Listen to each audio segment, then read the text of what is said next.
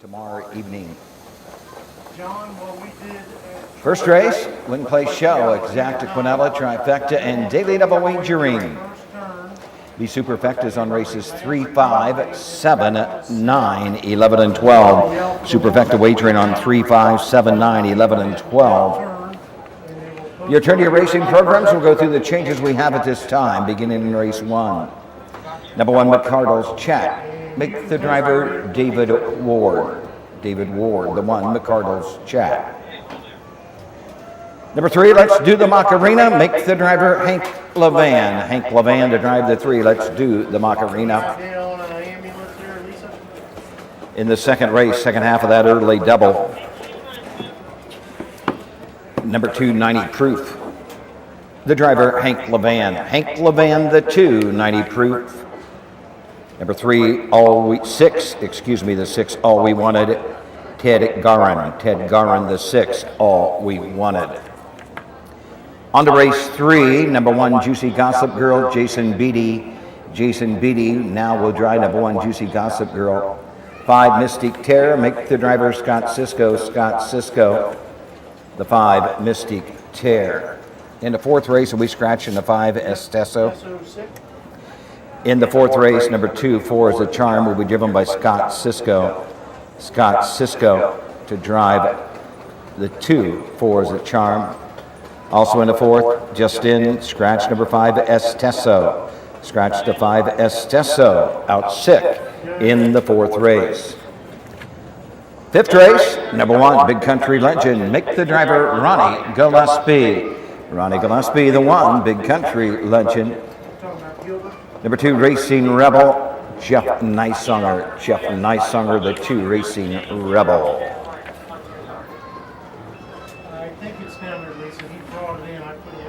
Sixth is clear, seventh race, number 3, Western Damage. The driver will be Hank Levan. Hank Levan, the 3, Western Damage in race 7. Eighth race, scratch number 2, Ella Joe. Scratch number 2, Ella Joe in the 8th. Ninth race, number 1, I'm a Chick Magnet, will be driven by Ronnie Gillespie. Ronnie Gillespie, the 1, I'm a Chick Magnet. In the 10th race, number 1, I Like It in the Dark, Mark St. Louis Jr. to drive. Mark St. Louis Jr., the 1, I Like It in the Dark. Number 2, Lightning Frenzy, will be driven by Scott Cisco. Scott Cisco, the 2, Lightning Frenzy. 11th race, scratch the 2, Bougie Bay. Scratch the 2, Bougie Bay. Number 3, Willie Do It Again, will be driven by Jeff Nicesonger. Jeff Nicesonger drives the 3, Willie Do It Again. And finally, in the 12th and final race, number 3, Final Drive, will be driven by Scott Cisco. Scott Cisco, the 3, Final Drive in race 12. Windows are open, win place show, Quinella exacta trifecta, early.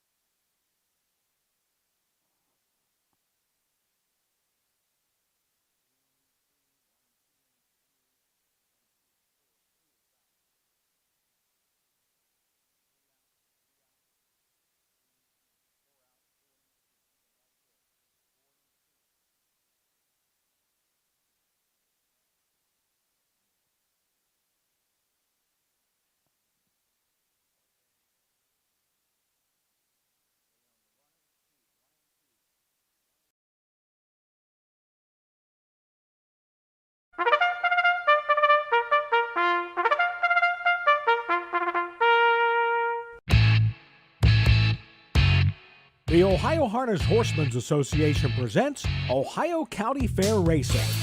Ohio County Fair Racing is presented by the Ohio Veterinary Medical Center, Big D Tack and Vet Supply, Dublin Valley Farms, Stable.ca, and Midland Acres. Now let's go trackside for all the action.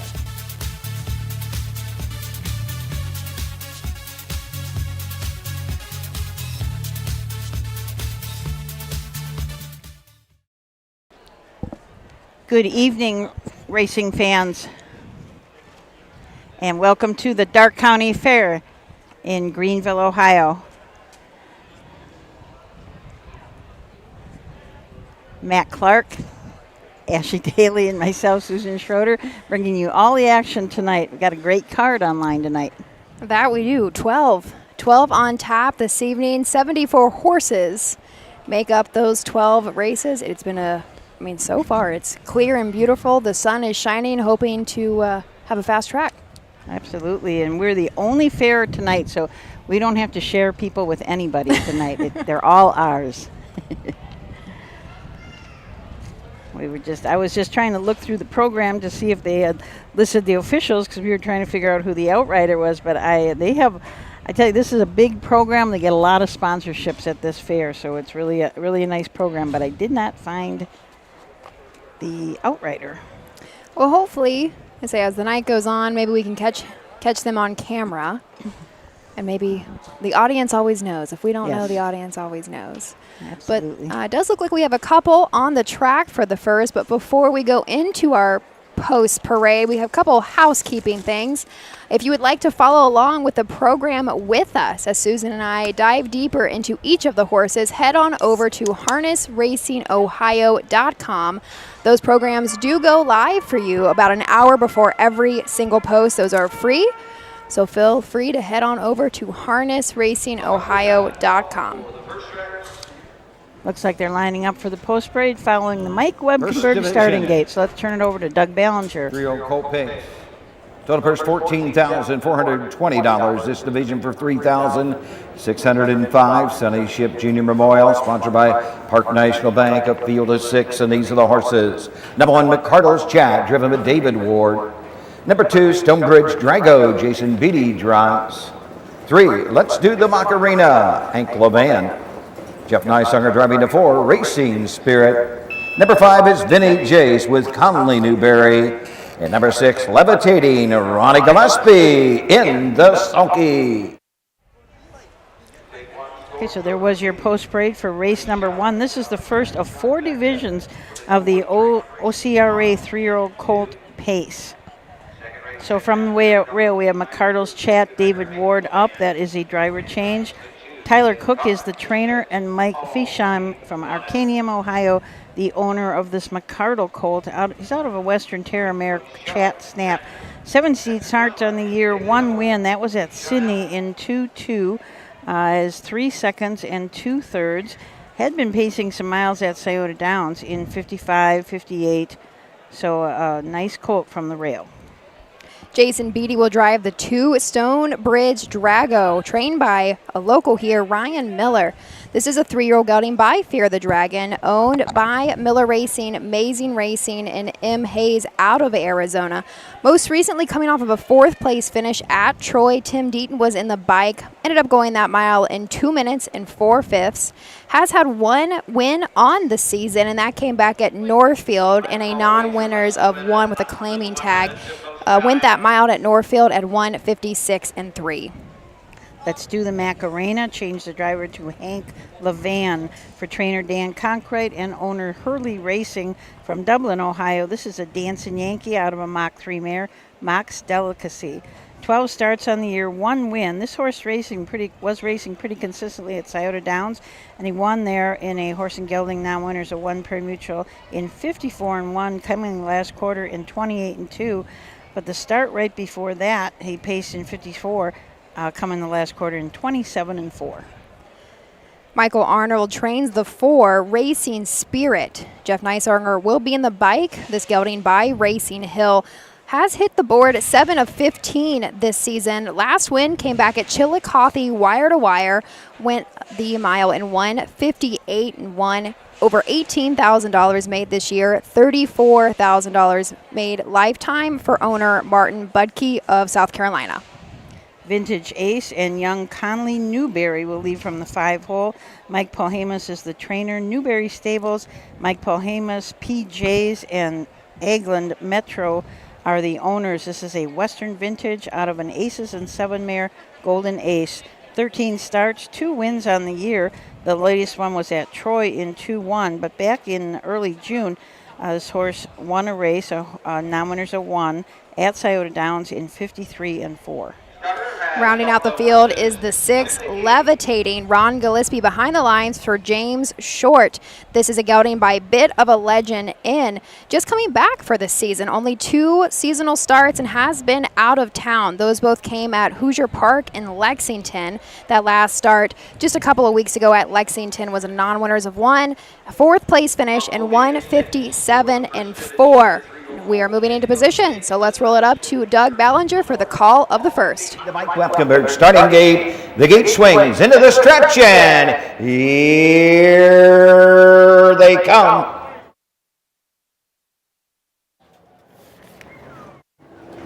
Off in pacing, Stonebridge Drago steps right out to the front, to the inside, McCardle's Jack. Racing Spirit on the outside, 3rd. Into the turn, Let's Do the Macarena, comes out in 4th. Vinny Jace is 5th and taking a seat. Levitating will be the early trader as they head up the backside. Racing Spirit, Jeff Neisanger up on the outside have grabbed the lead. Stonebridge Dragon gives way 2nd. 2 back to McCardle's Chad in 3rd. Racing 4th, Let's Do the Macarena. Vinny Jace is 5th. Levitating trails the field 6th. They step by the opening panel, 28 and a 5th. Around the turn, Racing Spirit and Jeff Neisanger lead the way by 3. Racing 2nd as they race around the turn.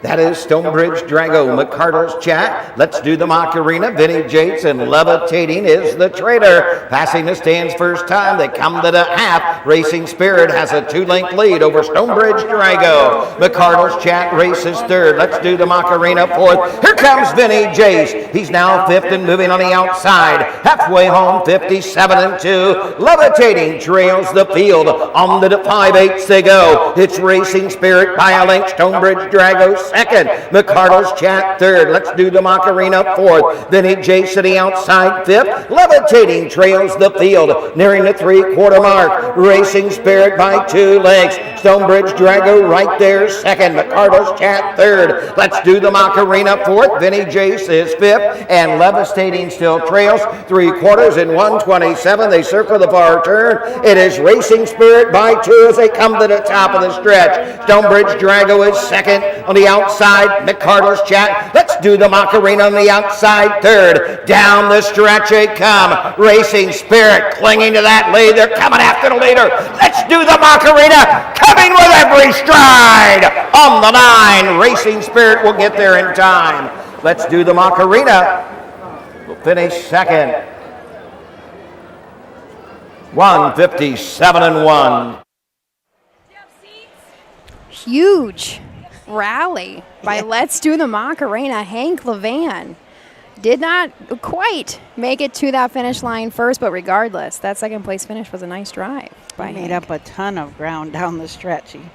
And Racing Spirit definitely wanted the front and thought he could control the race, and he did. And that he ended up did. with, with that win. Unofficially, Let's Do the Macarena 2nd, and I had Stonebridge Drago 3rd. Yep. So, I have him across the wire. 4-3-2-1. Mile unofficially goes in 1:57 and 1. Kind of a nice start to the night at 1:57 and 1 mile. That's one thing about Darke County is we don't have to worry about a slow track.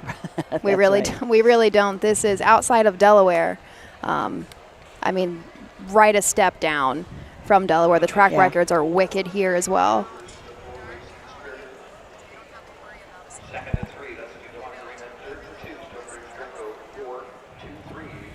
This makes for the 3rd seasonal win for Racing Spirit.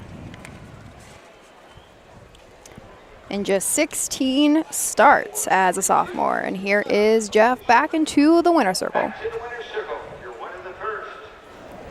First Division 3-year-old Colt and Gelding Pace, Ohio Colt Racing Association, the Sunny Ship Junior Memorial. Number 4, Racing Spirit. 3-year-old brown gelded son of Racing Hill out of the Better's Delight mare. All Spirit, third of the season. Martin Bucky, Florence, South Carolina owns. Mike Arnold trains. Jeff Neisanger drives the winner of the mile, 157 1/5. This race sponsored by Park National Bank.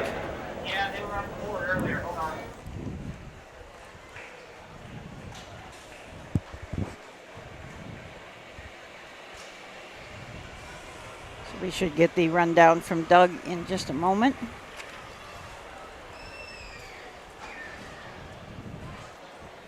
As everybody knows, this track is good and fast, but the night is kind of perfect for it too. It's just a really, really nice night. The 2, Stonebridge Drago 3, Let's Do the Macarena 2, number 4, Racing Spirit, the winner, 5, Benny J6, the 6, Levitating 5. 157 1, 28 1 for the quarter, 57 2 for the half, 3/4, 127 4, 3 2, 165 on the bottom. Second race is coming up in about 12 minutes. You'll have Win Play Show, Cornell Exacta, and Trifecta wagering. Number 290 proof, make the driver Hank Levan the 290 proof. Number 6, All We Wanted, Ted Garon. So there are your 2 changes for race number 2. Race number 2 is a 2-year-old Colt Trot. Just one division. They're going to go for $12,516. And we've got a horse in here that is leading its division for the Ohio Fair Championship in points. So we'll be back to take a look at these horses right after these messages.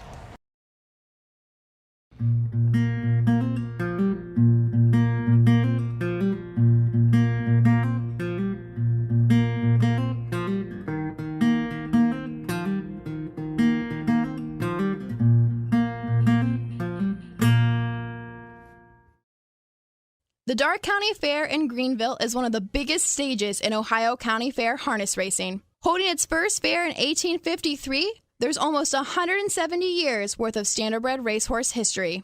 Completely heard of for its time, the harness racing purse toppled $2,200 in 1898. Today, that momentum keeps going as Darke County is one of the highest paying fairs in the entire state. Evident by their hosted memorial stakes, great horses and horsemen alike are legendary for Greenville.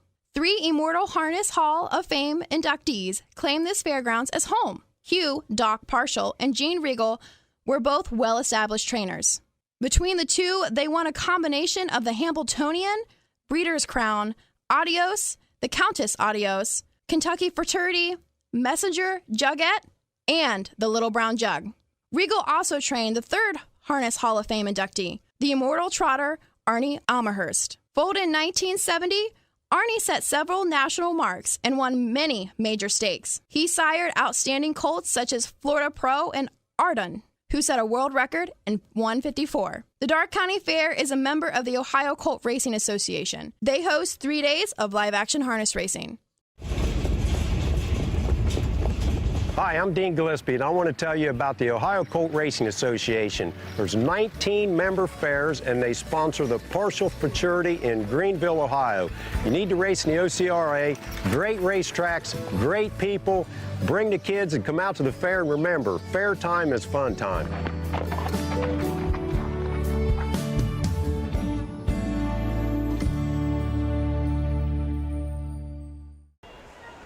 Okay, welcome back to the Darke County Fair here in Greenville. Matt has a shot of the Regal barn over on the back stretch, so it's as you heard about that history that Ashley Daly did. It's just a lot of great history here. Just so many of our fairs do have that, just a fantastic history. I mean, going back to the 1800s racing, and it's just pretty fascinating. No, it is, and I feel like it's so special. We talk about how grassroots racing in Ohio is still so prominent compared to, other states, of course. But like you said, there's just so much history, and these tracks really do honor it. Yes. Greenville, for example, they do train year round. I'm sure that's kind of evident with how fast how fast we do go here, and hope to continue as we reach next Wednesday. Yeah. And the naming of the races after the people that have been training here and who raced here. That's pretty neat. There is down under the stairs here where we are, there's a plaque honoring Doug Ballinger. I believe it was 2 years ago. He got it for 50 years of calling races here at Greenville. So it's just nice when everybody takes a moment and honors those people. I'm going to say, Doug he's got one in Urbana too. So he has really made his mark on county fair racing in Ohio. He has. He's always a very humble guy and gives all the credit to Roger Houston for getting him started. But, Doug is a great announcer. He has just done such a wonderful job at all the fairs, and he could hold his own with anyone. Oh, absolutely. And we've had the conversation before that he just never really wanted to go full-time. Mm-hmm. He was content with this being a passion and kind of a part-time gig. But like you said, he could have. He definitely could have. And he does fill in with Barry Vickroy, kind of on the Southern Ohio circuit whenever Barry needs a day off. And he's just such a treat to listen to. Yeah, he really is. And full of knowledge, remembers all that stuff. Though I think he was getting a little tired because he either went 11 or 16. I think it was 16. 16 days in a row without a break. So once in a while you have to have a break. Right? Actually, his 16th day in a row was up with Matt and I at Napoleon. Oh. And he's like, honestly, I'm feeling great. I'm like, okay, Doug, wait till after this card because the sun was beating down on us up there. Well, this is beautiful here because we've got a great breeze. So even though the sun is warm, but the breeze is terrific. So this is our big race of the night. Only one division of these 2-year-old colt trotters. This is an OCRA, the Ohio Colt Racing Association, sponsors the races that are in tonight. And this race is sponsored by Chris Gilbert, a DVM. He is the vet that is around here quite a bit and helping everybody out. How many do we have on the track? Shall we? This is a very full field. Shall we go ahead and we can get started with introducing? The one, Smoke One for Me with David Ward for trainer Christy Noble, Norman Ray Racing LLC, the owner, and they are also the breeder of this Long Tom Colts out of my MVP mare, Non-Smoker. This horse has just had 3 lifetime starts. Started at Xenia, finished 3rd. Then went to Urbana, finished 2nd, and then Salina and won. So working his way up. Just racing really good and very, very inexperienced horse, but the lines do not look like it was inexperienced. Just raced really well. Hank Levan will drive the 290 proof for trainer Mark. Winners is a 2-year-old gelding by Uncle Peter, owned and bred by R. Dean Davis.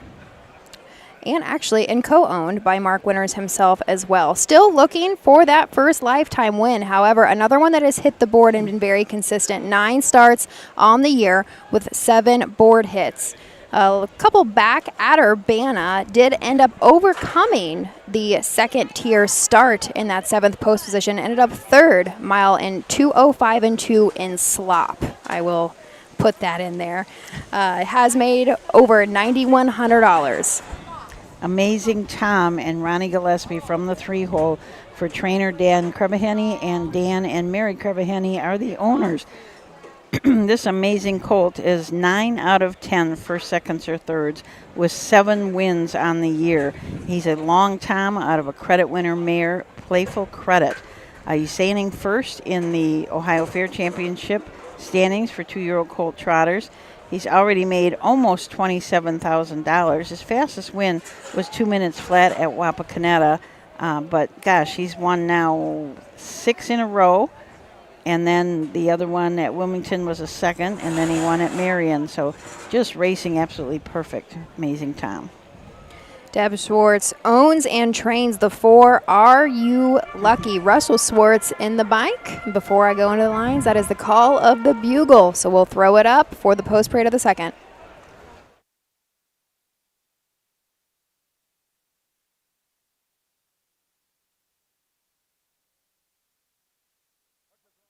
For the 2nd race, 2-year-old Colt Trot for $12,516.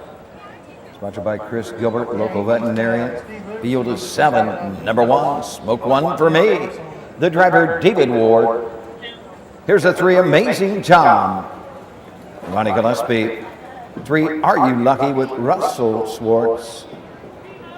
The 5, Trackside Thomas Scott Cisco. 6, All We Wanted, Ted Garon drives. And number 7, Oh Mickey, Jeff Nicesunger in the sulky. All right. Heading back to our 4-horse, Russell Swartz will drive Are You Lucky? 7 starts on the year with 4 board hits. Most recently had a 3rd place finish at Salina last quarter with Russ in the bike and 29-4. Final mile time 2:04. This is a colt by Marseille. Trackside Thomas and Scott Cisco from the 5 for trainer Mike Polhamus. Constant Polhamus and Timothy Holtzberry are the owners. This is a long Tom out of a Kindly Hall mare, Connie. Just 2 lifetime starts, started at Urbana and Troy. Unfortunately made some breaks in each of those starts, so we'll see if Scott can keep him flat tonight. And our 6-horse will be trained and driven by Theodore Gallren. Last start out at Urbana did have some troubles behind the gate. Had an early miscue and did finish 5th at a distance. Just 6 lifetime starts, still looking to hit the board for the first time. However, we'll take a few back from that. Has been racing quite a bit over at Hoosier Park. 2 back at Hoosier and a non-winners of 1. 4 2-year-olds did have a 5th place finish in 2:01-4.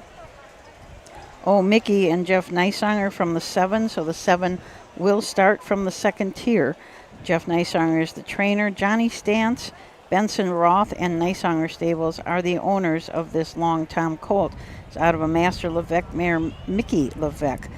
Bred by Midland Acres, this colt has had 7 starts and 2 wins, 3 seconds, and a 3rd. So 6 of 7 hitting the board. Was sold at the Ohio Selected Sale for $31,000. Those 2 wins came at Eaton in 2-7-2 and Sydney in 2-5-4.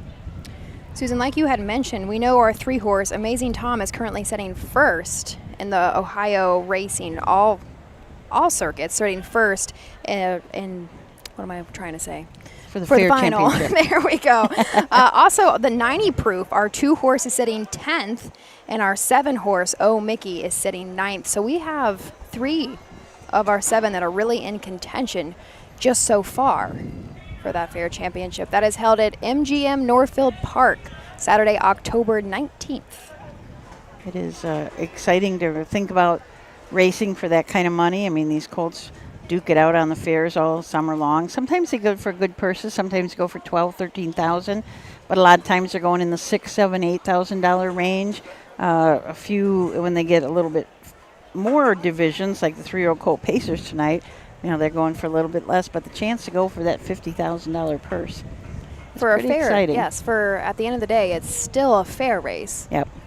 It is very exciting, and how much work Ohio has done the last couple of years to really get those purses up across the board, not just fairs, but specifically it is nice, again, going back to those grassroots and how strong we have been on the fair circuits.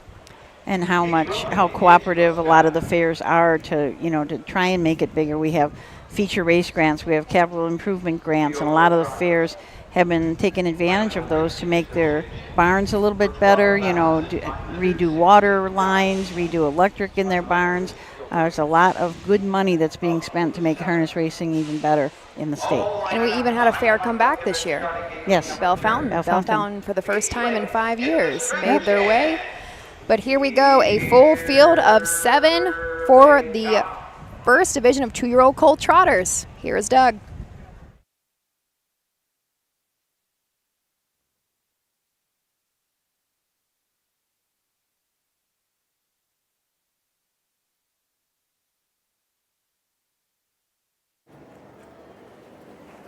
The rough and trotting, that's Amazing Tom going right to the front. 90 proof will get that 2-hole trip. Smoke One for Me comes out in third. Old Mickey's well placed from the second tier. Now fourth, Are You Lucky is fifth. Racing into the turn, trotting sixth as they race around the turn. That is Trackside Thomas, and trailing the field, All We Wanted. Down the backside they trot. Amazing Tom and Ronnie Gillespie lead the way, but 3. 90 proof is second, racing third. Into the turn, that is Smoke One for Me. Oh, Mickey races fourth, racing fifth, Are You Lucky? Second to last into the turn, Trackside Thomas, and seventh and last is All We Wanted. To an opening quarter in 30 and 4/5 the leader, Amazing Tom. To your black colt, Belong Tom, and Ronnie Gillespie lead the way by 2 as they pass the stand for the first time and come to the half. 90 proof right there, second. Smoke One for Me racing third. Fourth is Old Mickey. Racing fifth is Are You Lucky? Racing sixth, Trackside Thomas.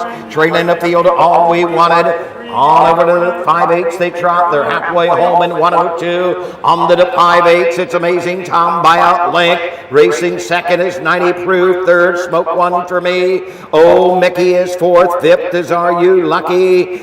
Trackside Thomas, and trailing All We Wanted. Opening up now by 3. Amazing Tom at the 3/4 mark. Amazing Tom by 4. Here comes Smoke One for Me to the outside.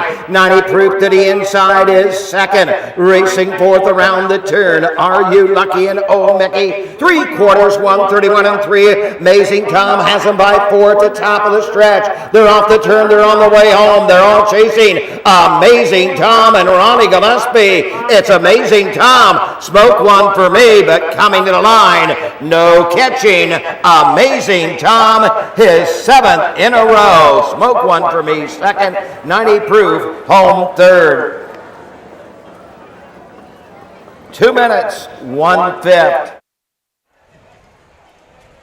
Amazing Tom goes 7 in a row. Ron Gillespie in the bike for Dan Cribbenhanny. Mile goes in 2 minutes, 1/5. I didn't want to say it until he was done, but what a pretty going trotter. Yeah, that's the third start in a row I've seen him, and I mean, he's just toying with him out there. Yes. He's just doing it so easy. Yeah, his gait is just so nice. And like I said, he just toying with him. He just kind of sat. Didn't have to get after him. Just what a nice looking colt. Congratulations to the Cribbenhannys for having such a nice horse. Say Ronnie kind of did what you expect looking at his lines, kind of goes on the front and sits on the front, but also looking back, he can race from just about anywhere. Yes. The horse will finish, and there's your true testament to a racehorse. Doesn't have to have a race to go a certain way to be able to get cross that and trip that wire. But when there's $12,000 on the line, you might as well go to the front. Yeah, you don't want to take any chances. That's yeah. right. 'Cause who knows what can happen then. Also, and like you had mentioned, Susan, when we were doing our introductions, Smoke One for Me is really coming into it. And I say he started a little bit later as a 2-year-old, about a month later than the rest of our 2-year-olds did, but has hit the board every single start and really was coming on. Yes. Was coming on at the end. Yeah, raced very well. And just like you said, just getting started. I mean, this was his 4th lifetime start. He'll only get better from here. I have them unofficially across the wire 3-1-2-7. However, that 7 was breaking when we came across the wire. I didn't write that down either because I wasn't sure. I don't think he was lapped on, but we'll see what the judges say officially. Ty Davis said, best of luck to the Cribbenhannys. He is truly amazing.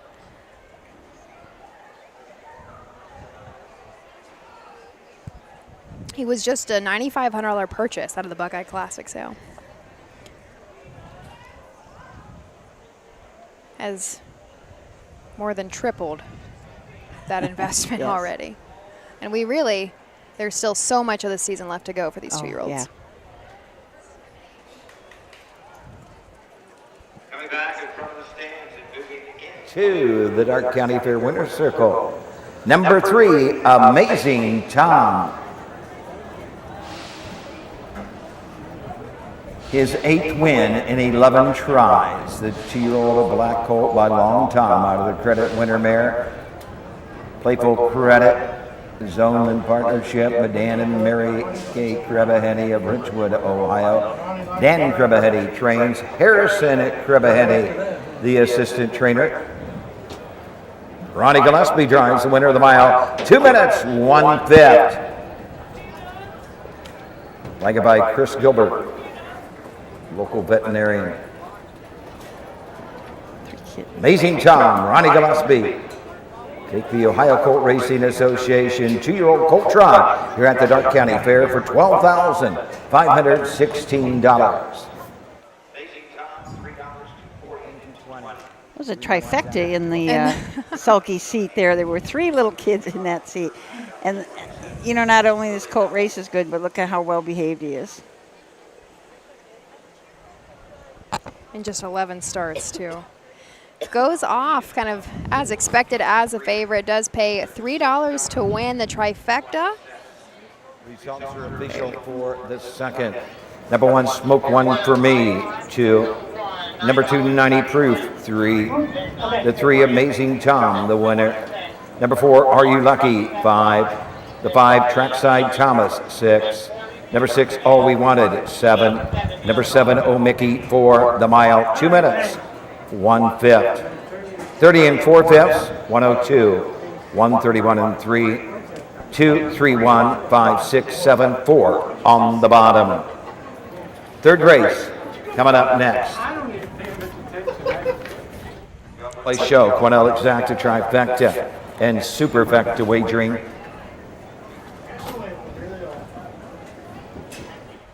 Okay, we do have a couple of changes that we know about in the third. We'll tell you now. Juicy Gossip Girl, the 1, will be driven by Jason Beatty. And Mystic Terror, the 5, will be driven by Scott Sisko. Say that field of 6 coming up next for the first division of 2-year-old filly pacers. Susan and I will introduce the field after a couple of messages from our sponsors. At Ohio State's Galbraith Equine Center, our veterinary champions are here for your champions 24/7, 365 days a year. Our expert team of boarded surgeons, sports medicine and rehabilitation specialists, together with veterinary cardiologists, internal medicine, and ophthalmologists, make our hospital your best resource for all sport horse performance issues. The Ohio State Veterinary Medical Center's Galbraith Equine Hospital. Call us today at 614-292-6661. Mark your calendar for the new and exciting North American Standard Bred Mix Sale. Tuesday, December 17th at the Mount Hope Event Center in Mount Hope, Ohio. Broodmares, broodmare prospects, race horses, and stallion shares. Pedigrees announced by Ed Teefee and Gabe Pruitt. Online bidding, clean, heated facility. The North American Standard Bred Mix Sale. A live auction to see quality horses with industry-leading pedigrees. Tuesday, December 17th in Mount Hope, Ohio. Entries open September 5th. When you need supplies for your horse, one name stands out: Big D's. Since 1976, Big D's Tack and Vet Supply has been the equine experts you can trust. Whatever your horse needs is available at Big D's Tack and Vet Supply.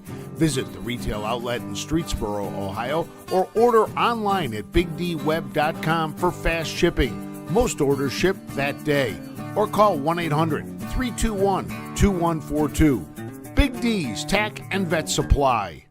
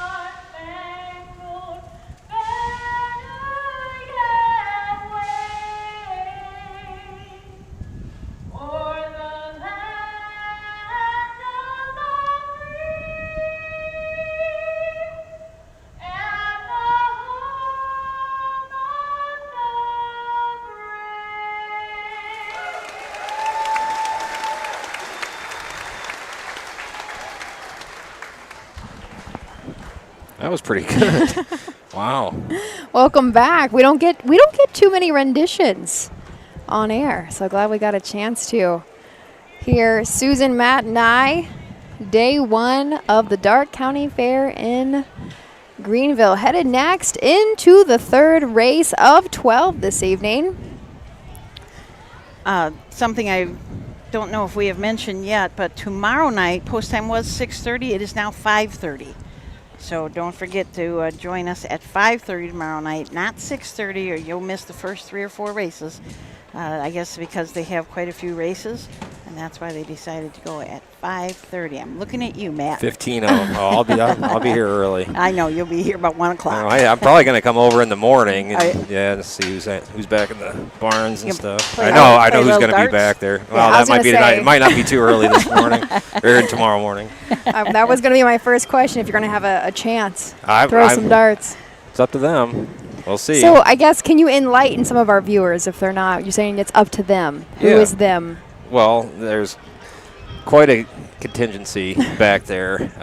So Dalton Walls and Ronnie Gillespie talked me into going to a place called Sloopy's down the road after the matinee. So I did. Stopped in there, and there was quite a few guys that were actually there, and they got me to play darts. And I had never played darts before, but I won pretty handily. So it turns out I'm like a savant at darts. So I currently hold the title. The championship belt is up for grabs if they want a rematch sometime this weekend. Well, didn't Ronnie Gillespie say he might give up training horses? Because he's going on the dart tour? Yeah. I think I might have humbled him a little bit. Yes, now he's back still training and driving horses. I'm kidding. I can't wait to hear what they have to say about all this. It's been really nice to see Ronnie back here. Of course, this is his home track right now, so he is down on quite a few. Ronnie, if anybody has followed the Ohio County Fairs for a handful of years, Ronnie doesn't need an introduction. But we haven't seen him as much on the fair circuits this year because Dalton Walls and Ronnie have a nice stable that are making their way to the parimutuel tracks. They have got a handle on trotters. I just saw they won a Stallion Series a couple days ago. What's shaking? Ronnie did. Yep. Up at Northfield. Yeah. It's as you said, we talked about before. This is a kind of a hotbed of harness racing, and here Dalton Walls is a young guy, but we're getting new young people here. I think we have a Ronnie's on the 3 because Beatty's down on the 1 and 3 now. So Beatty on the 1, Ronnie on the 3. No, but kind of going off what you were saying, Susan. I mean, Ronnie's not very old either. No. And he's, come up here. Is he Mississippi? That's where he's from. And so he comes up here kind of in the spring throughout the fall and season. And then Dalton is 25, I think, 25, 26. And he's been training nice trotters for years. Yeah. Big Box Hanover is age. I don't know how old he is now, but I remember that one and how nice of a trotter who is still tearing it up out east. I don't remember where he's at right now. There's quite a few kind of, I guess, younger generation horsemen here at Greenville. Ryan Miller's back there, Chris Hope, Tyler Cook, who's the speed superintendent, kind of took over everything that Tim Harless was kind of doing. Yeah. And he's for that matinee, he is, And it's so nice to have the mentors still around so they can help, but then be able to turn some of this stuff over to people that are younger. That's very much appreciated by us old folks.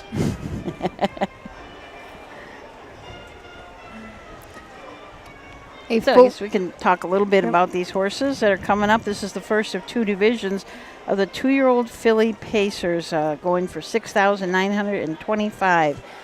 And Juicy Gossip Girl, Jason Beatty will drive for trainer Jeff Nysonger. And Johnny Stantz and Nysonger Stables are the owners. This is a Western Vintage filly out of a Fly Buckeye mare, Bellflower. This was a $15,000 purchase at the Buckeye Classic. She is now sitting 4th in the Ohio Fair Championship points. That was through last Sunday. She has 3 wins on the year out of just 11 starts, so she is 8 for 11 first, seconds, or thirds. Her last win was at Chillicothe in 2-3-2, and she also won at Eaton in 2-5-4. David Ward will drive the 2 Big Bad Ellie. This is another nice filly trained by Christy Noble. She is the daughter of Fear the Dragon. She has won half of her 8 lifetime starts. A total has hit the board 7 of 8 times. Looking to go 3 in a row here today, and I would expect David to put this filly right on the front. That is where she likes to sit and hopefully win for Christy today. Owned by Sandra Burnett. Million on a Paycheck and Ronnie Gillespie from the 3. Steve Livingston is the trainer for Full Tilt Farm from Union City, and Full Tilt Farm is also the breeder. This is interesting, a breeder, but then there was a price at the Buckeye Classic. So we'll talk about that when we come back from the post parade. First Division 2-year-old Philly Pace for $6,925. Rating Cats and Dogs blanket number 1, Juicy Gossip Girl. Jason Beatty drives. Number 2, Big Bad Alley with David Ward. The 3, Millie on a Paycheck, Ronnie Gillespie. 4, Hold My Halo, Jeff Nightsunger driving. 5, Mystic Terror, Scott Cisco. And number 6 is Evil L, Hank Levan in the sulky. Win place show, Quinella Exacta trifecta. Super. Okay, we were talking about Millie on a Paycheck from the 3. Full Tilt Farms is the owner and also the breeder, and yet she went through a sale at the Buckeye Classic for $8,000, so they may have purchased her back. This horse did pace a mile at Scioto Downs, just 3 starts back in 57-3. Hold My Halo will be driven and trained by Jeff Neisonger. 11 starts on the year with just 1 win. That came back at Sydney on July 23rd. Hold My Halo paced that last quarter in 28-3 final mile time, 2:02.4. This is another daughter of Fear the Dragon. Another Fear the Dragon from the 5-hole, Mystic Terror. Scott Cisco will drive for trainer Dan O'Mara.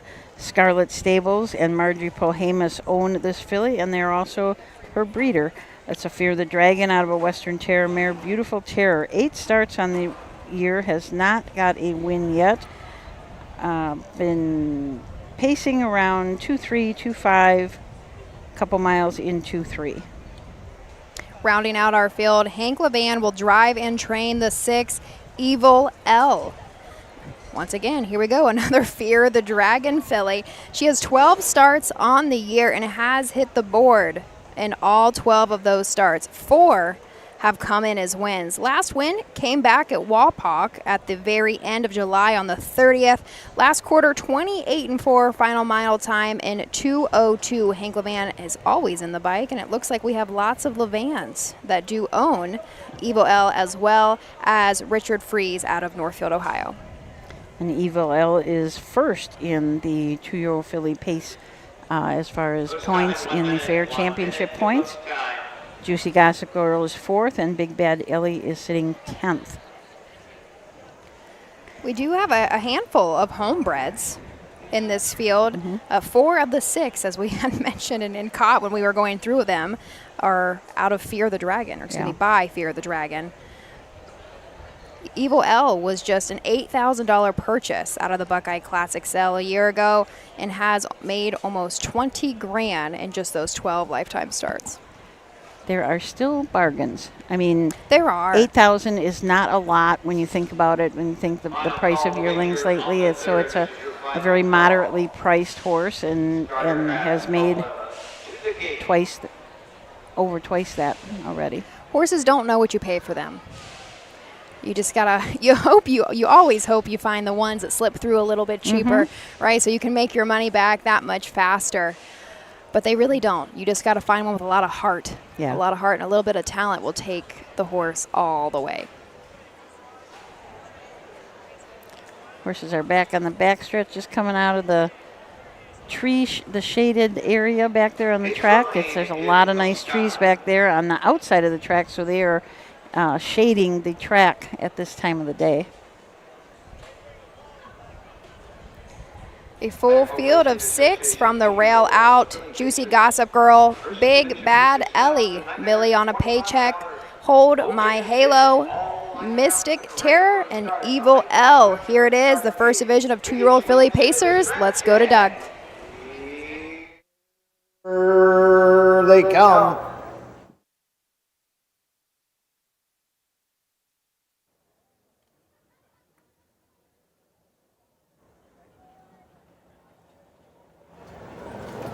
Deeper up and pacing, going for the lead. Millie on a Paycheck from the inside. Juicy Gossip Girl. Big Bad Alley between horses. Millie on a Paycheck. Gonna back off and take a seat and off stride. Juicy Gossip Girl from the inside as they head up the backside. Juicy Gossip Girl is off the course and off stride. Big Bad Alley has the lead, and up on the outside, Evil L and Hank Levan to the front. Racing now third is Millie on a Paycheck, followed by Hold My Halo in fourth. Fifth after that, Miscue, Juicy Gossip Girl, and trailing the field of Mystic Terror by the quarter, and 29 3/5. To race around the turn on top. Evil L has the lead by a length. Right there, second is Big Bad Ellie. Pacing third, Millie on a Paycheck. Fourth is Hold My Halo. Fifth is Juicy Gossip Girl, and trailing the field of Mystic Terror.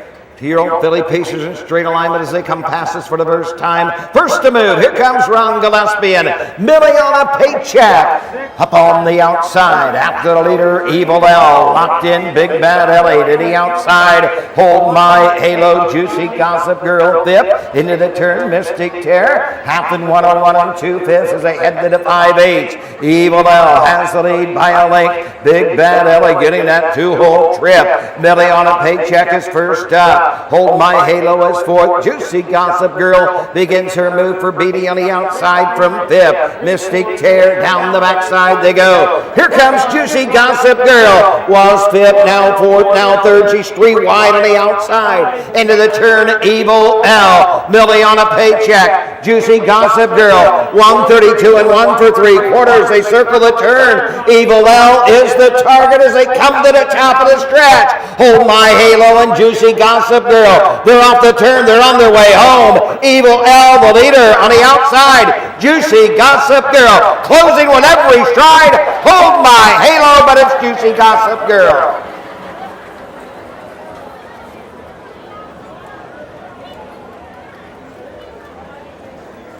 The mile 2:02.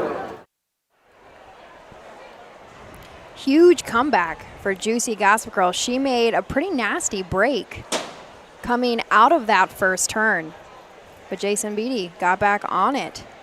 Took her all the way a mile and 2:02 flat. They were really bunched up going into that last turn, too. They were 3 wide, and just everybody was vying for that. So nice mile by Juicy Gossip Girl, 2-2. I have them across wire 1-4, but it was very, very close. I don't want to try to call that. We're a little bit of an angle.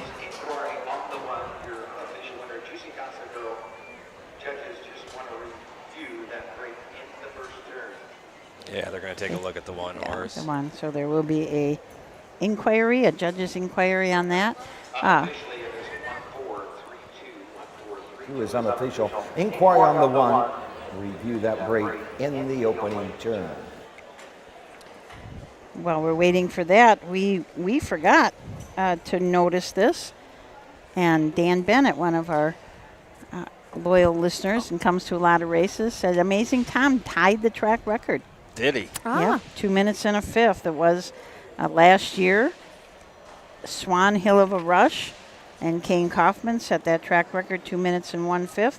And now Amazing Tom just tied it. This is one of the places where they keep track records for every division, which is really nice. And they even have here, they have 4-year-olds, and then they have age. So I think they have records for 2-year-olds, 3-year-olds, 4-year-olds, and then anything over 4. Most places it's 4-year-old and up is the aged.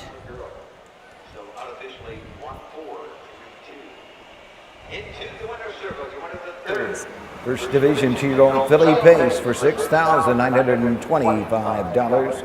Like about Raining Cats and Dogs, number 1, Juicy Gossip Girl. She's a 2-year-old bay full of a Western vintage out of the Fly Buckeye mare. Bellflowers, on the partnership with Johnny Stanton, the Nicehonger stable. Jeff Nicehonger trains. Jason Beatty in the sulky, the mile 2:02. It's a lifetime mark for the winner, Juicy Gossip Girl, her 4th of the season in 12 tries. Top down. So it is still not official. Well, there we go. There it is. 2, Big Bad Ellie 4. The 3, Miliana Paycheck 3, 4, Hold My Halo 2.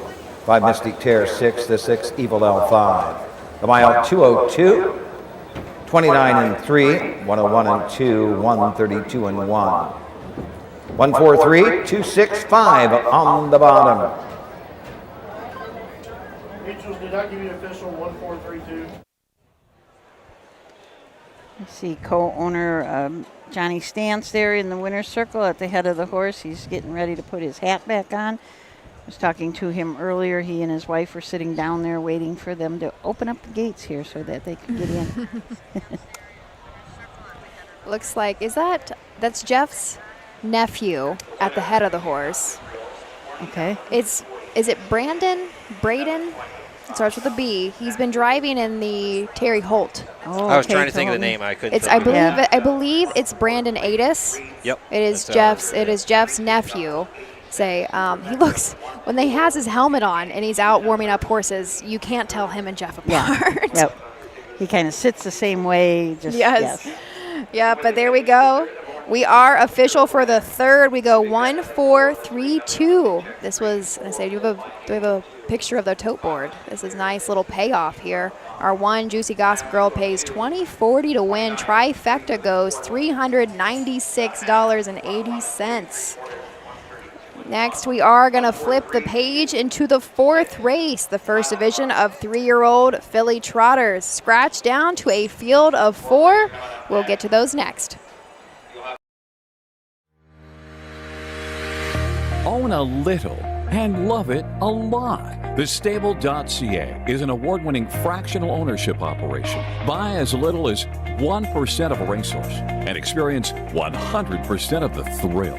TheStable.ca makes ownership easy, accessible, and affordable. Communication and customer service are at the heart of everything we do. Get started at TheStable.ca. For over 50 years, Midland Acres has provided top-quality Ohio-bred colts and fillies. As a third-generation farm, we understand the importance of delivering well-cared-for and well-mannered yearlings. Get in the winner's circle with the yearlings by Fear the Dragon, Yankee Cruiser, Long Tom, Summa Cum Laude, Ready for Money, and Bit of a Legend. See our yearlings at the Blooded Horse Sale August 27th and the Ohio Select Sale September 13th.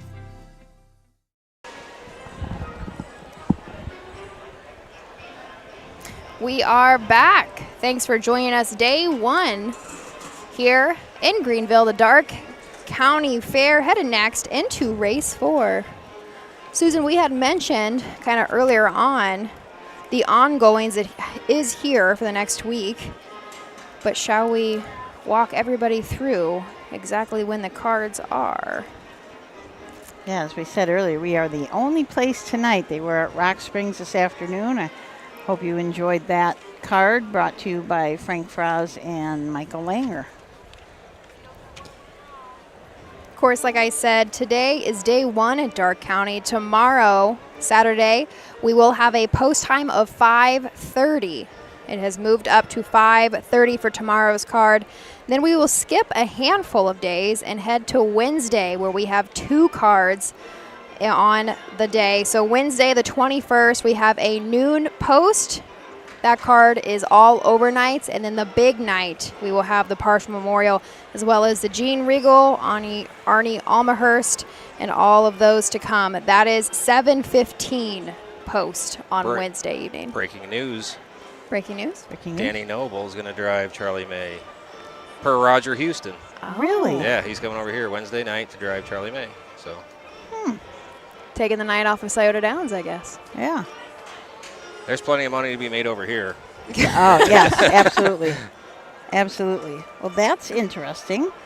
Brett Miller and Charlie May hold the track record here in 150 from last year. So when you look at the track records, there's a lot of them that were broke last year. Last year was a fast year. We've already had, hopefully we'll inch even closer, but even the other county fairs, I cannot believe the track records that are falling divisionally, overall, that are just, these horses are amazing, to say the least. And we're trying to keep track of them. And Frank Frost started something today that is really cool, that he's pulled out the track record race, like MJ's Liberty Valance set the track record at Rock Springs yesterday, so he pulled that out and put that up at YouTube all itself. So he's going to try and keep track of, put all the new track record holders up, so you don't have to look through the whole card for them. You can just find them. Susan, have you ever been to Rock Springs? I have. You have. So Matt and I have not. That has been a hot topic lately. Well, you better go. I know. You are one of many to tell us that. It's pretty cool. It's hard to see, in the last turn. If you look at the live stream from yesterday, the program from yesterday, if you can go back and see it, Mary Jo Bross put a picture up of an overhead picture of what the track looked like, and it is amazing how narrow the turns are and how long the stretches are. Somebody said today on the show that it was a third of a mile track. They just elongated it. That's when I was working Troy last week with Jay Wolf, he said that it was originally a third of a mile track, and when USDA came out and said you have to have a minimum of a half, they really didn't have anywhere to expand. It's very tight at Rock Springs, and so that's evident because our stretches are so long and our turns are so tight. All right, and where's the finish line exactly? Because the grandstand is curved, yes, so it's like in a turn? No, I think it's before the grandstand starts, and then it works. Goes straight for a little smidge, and then it makes the turn. So it's kind of a cool grandstand too. Yeah, it looked cool. I saw a picture of it. Yeah, it's a neat place. So many of our tracks are really fun. Neat things. Some old buildings around, and the grandstands that they have saved since. Was it Washington Courthouse? Their grandstand was from the 1800s, and they fixed it up, but they left the bones still as the old one. So a lot of places seem to do that. Well, where were we at? Salina.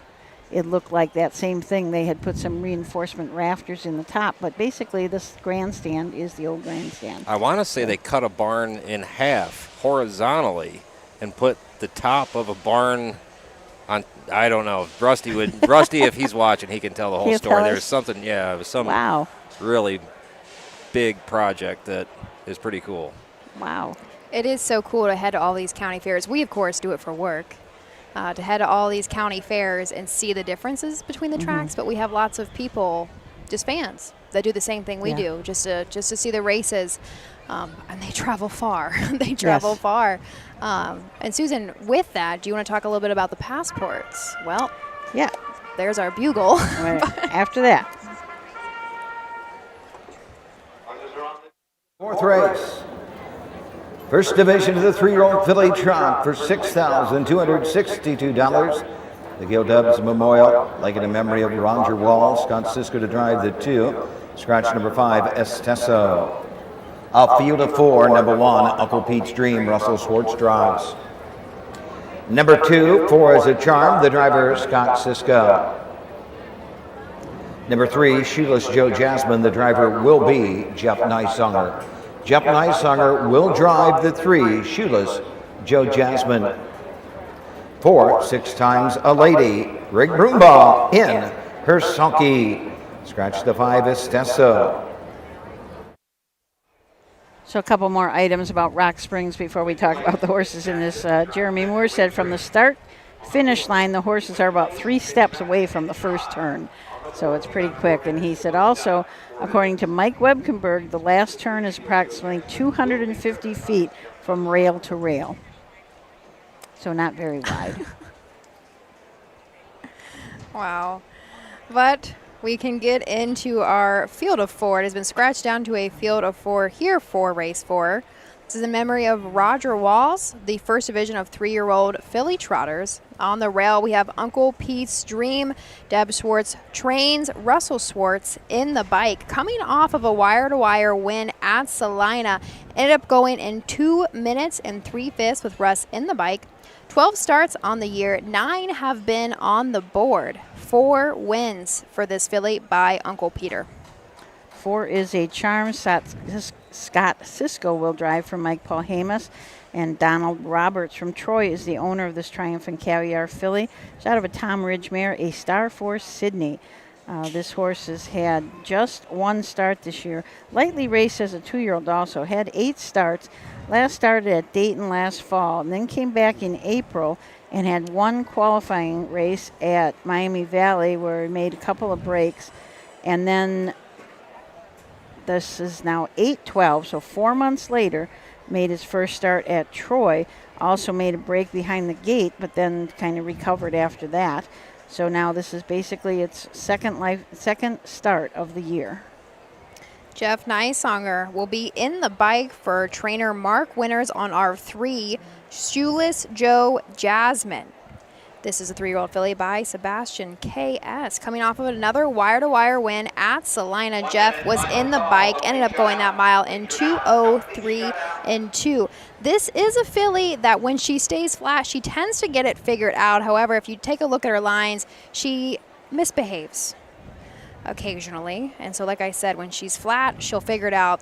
For example, again, that win, that last start out, 11 starts on the year, which is 3 board hits, $8,200 made this year, $2,100 made lifetime. Another very lightly raced filly here, 6 times a lady. Greg Broombaugh is the driver, the trainer, and David Broombaugh is the owner. It's a Team 6 filly out of an I Look Like My Mom mare, Haley Coy. Just 4 starts on the year. It did not start as a 2-year-old, so very, very lightly raced. Last start out at Troy, finished 3rd, back by 11 lengths, and was timed in 2:06 and 1. The 3 previous starts before that had been making some breaks. So it looks like 6 times a lady is on her way to doing good. And the 5, Esteso, is a scratch. I heard it was sick. So Esteso will not be starting.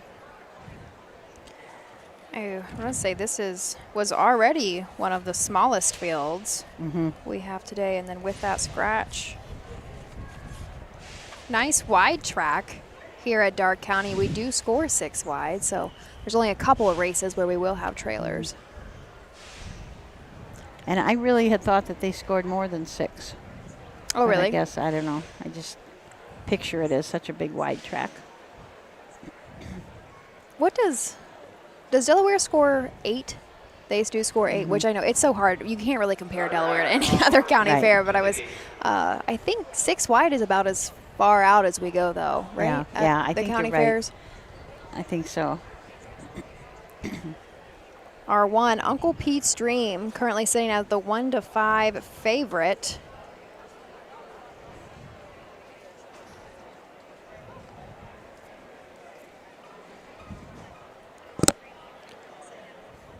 Susan, you. Well, this is Mert said, I've heard a lot of talk about these other tracks about being famous and have things around, but I said there's only one track in Ohio and that had a movie made there, and that was Lancaster.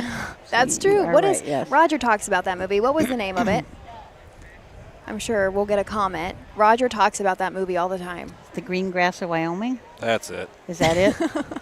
I was thinking Green Hills, and Green Hills. I knew that wasn't right. Oh, okay. Rusty Voorhees. Matt, you are right. They saved the top of the barn or something, right? The art hall. So the hall that had art in it was cut in half and made horse barns out of it. That's neat. Yeah, it's a cool barn to walk through. It really is. Okay, so the horses are headed to the Mike Webkenberg trotting gate, to the starting gate. We have 4 in it. Let's turn it over to Doug Ballinger. Here they come.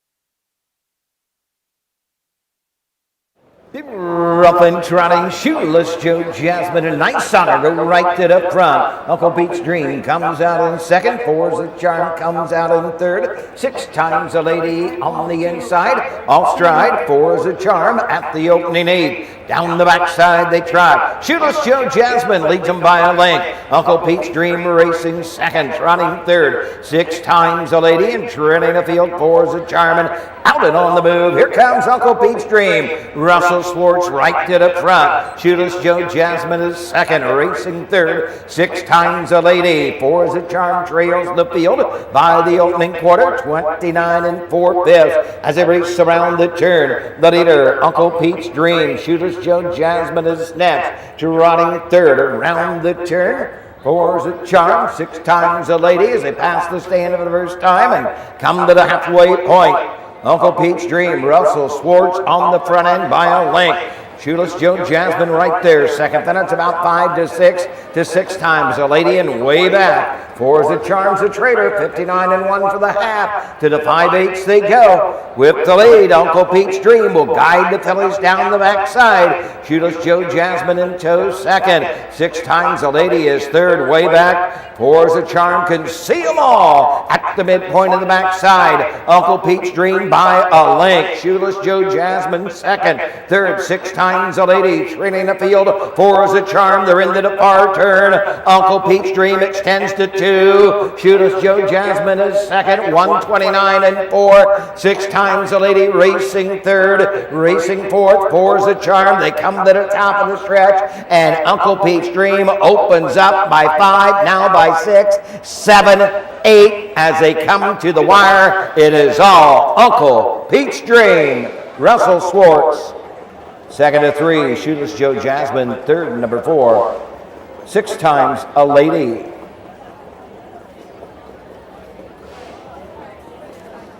$158 4/5. Wow.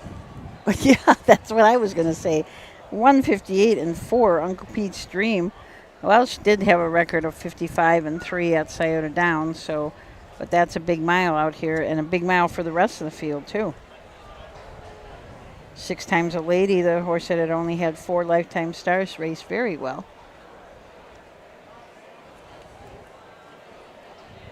Say Russ wasn't going to give up the front, though, on the backside.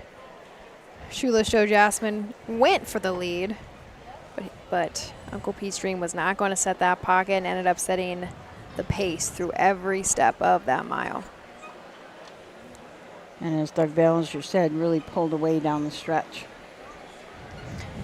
Guess I didn't even really talk about it through the introductions. She's a BSS filly. She's kind of taken that step up. Say most recently at Scioto Downs. So I'm trying to think about time. I think she's missed a leg at the BSS, but the last one that she did race in was July 18th. Did end up third with Chris Page was in that bike, went in 155 4. First division of the 3-year-old filly trot, the Gail Dubs Memorial for $6,262. Blanket in memory of Roger Walls. Number 1, Uncle Pete's Dream. The 3-year-old bay filly by Uncle Peter out of the Valley Victor mare, Valley of Dreams. 5th of the season for the winner. Matt Rowe of Urbana trains. Owns Deborah Swartz trains. Russell Swartz in the sulky establishes a new track record for 3-year-old filly trotters here at the Darke County Fair. The mile, 158 4/5.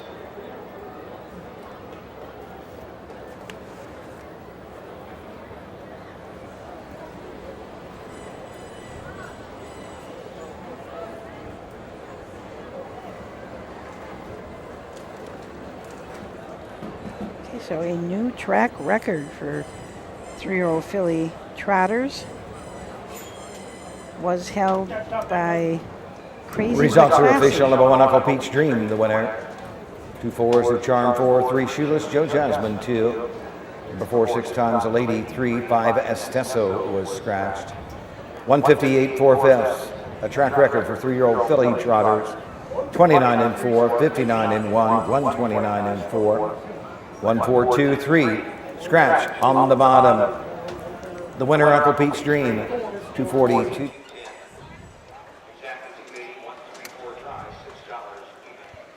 So there we go.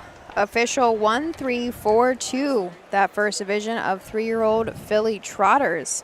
Another divisional track record falls. Hopefully that's a little bit of an insight of how fast we will continue to go through this entire week. Yeah, we had 4 races and 2 new track records, or 1 tied and 1 new one. So, I mean, that was under wraps, and so was Amazing Tom. Yes, I mean, yes. they both could have probably blown them away if they wanted to, but a win's a win. You know, That's track right. records are nice, but it pays the same. yep, exactly. No matter how fast you go. So the 5th race coming up, the second of 4 divisions of the 3-year-old colt pacers. This is more of divisions than I can remember seeing most of the summer of 3-year-old colt pacers. It just seems like there's a lot of them here. We have a few driver changes to let you know. The 1 Big Country Legend, Ronnie Gillespie, will drive, and the 2 Racing Rebel, Jeff Nysonger, and that's all the changes we have right now. So we're going to take a short break and then be back to talk about all these horses.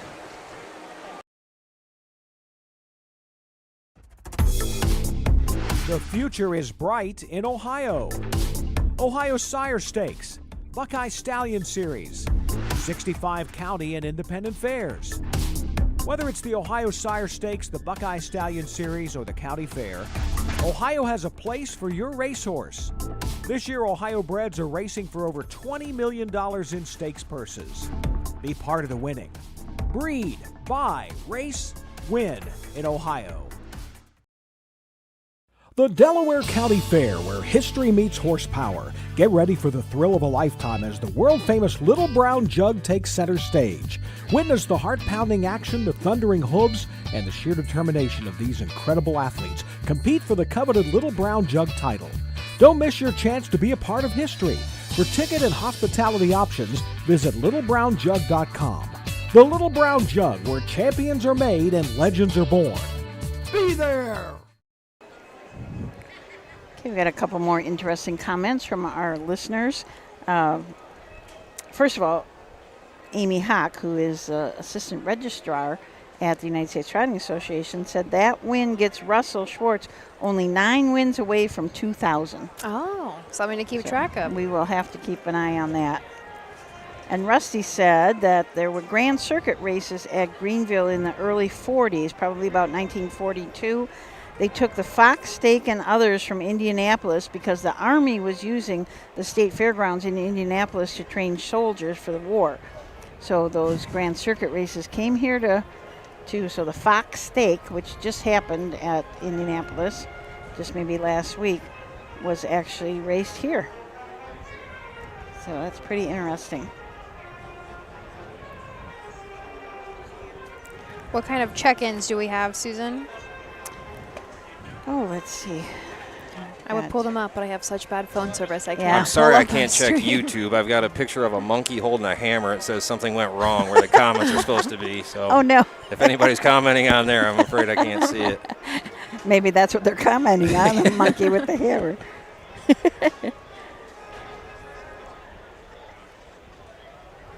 Well, not as many people are telling us where they're from tonight. Columbus, Greenville, Patriot, Indiana. Oh, and that was where Roger said breaking news about Dan Noble will drive Charlie May. Acton, Massachusetts.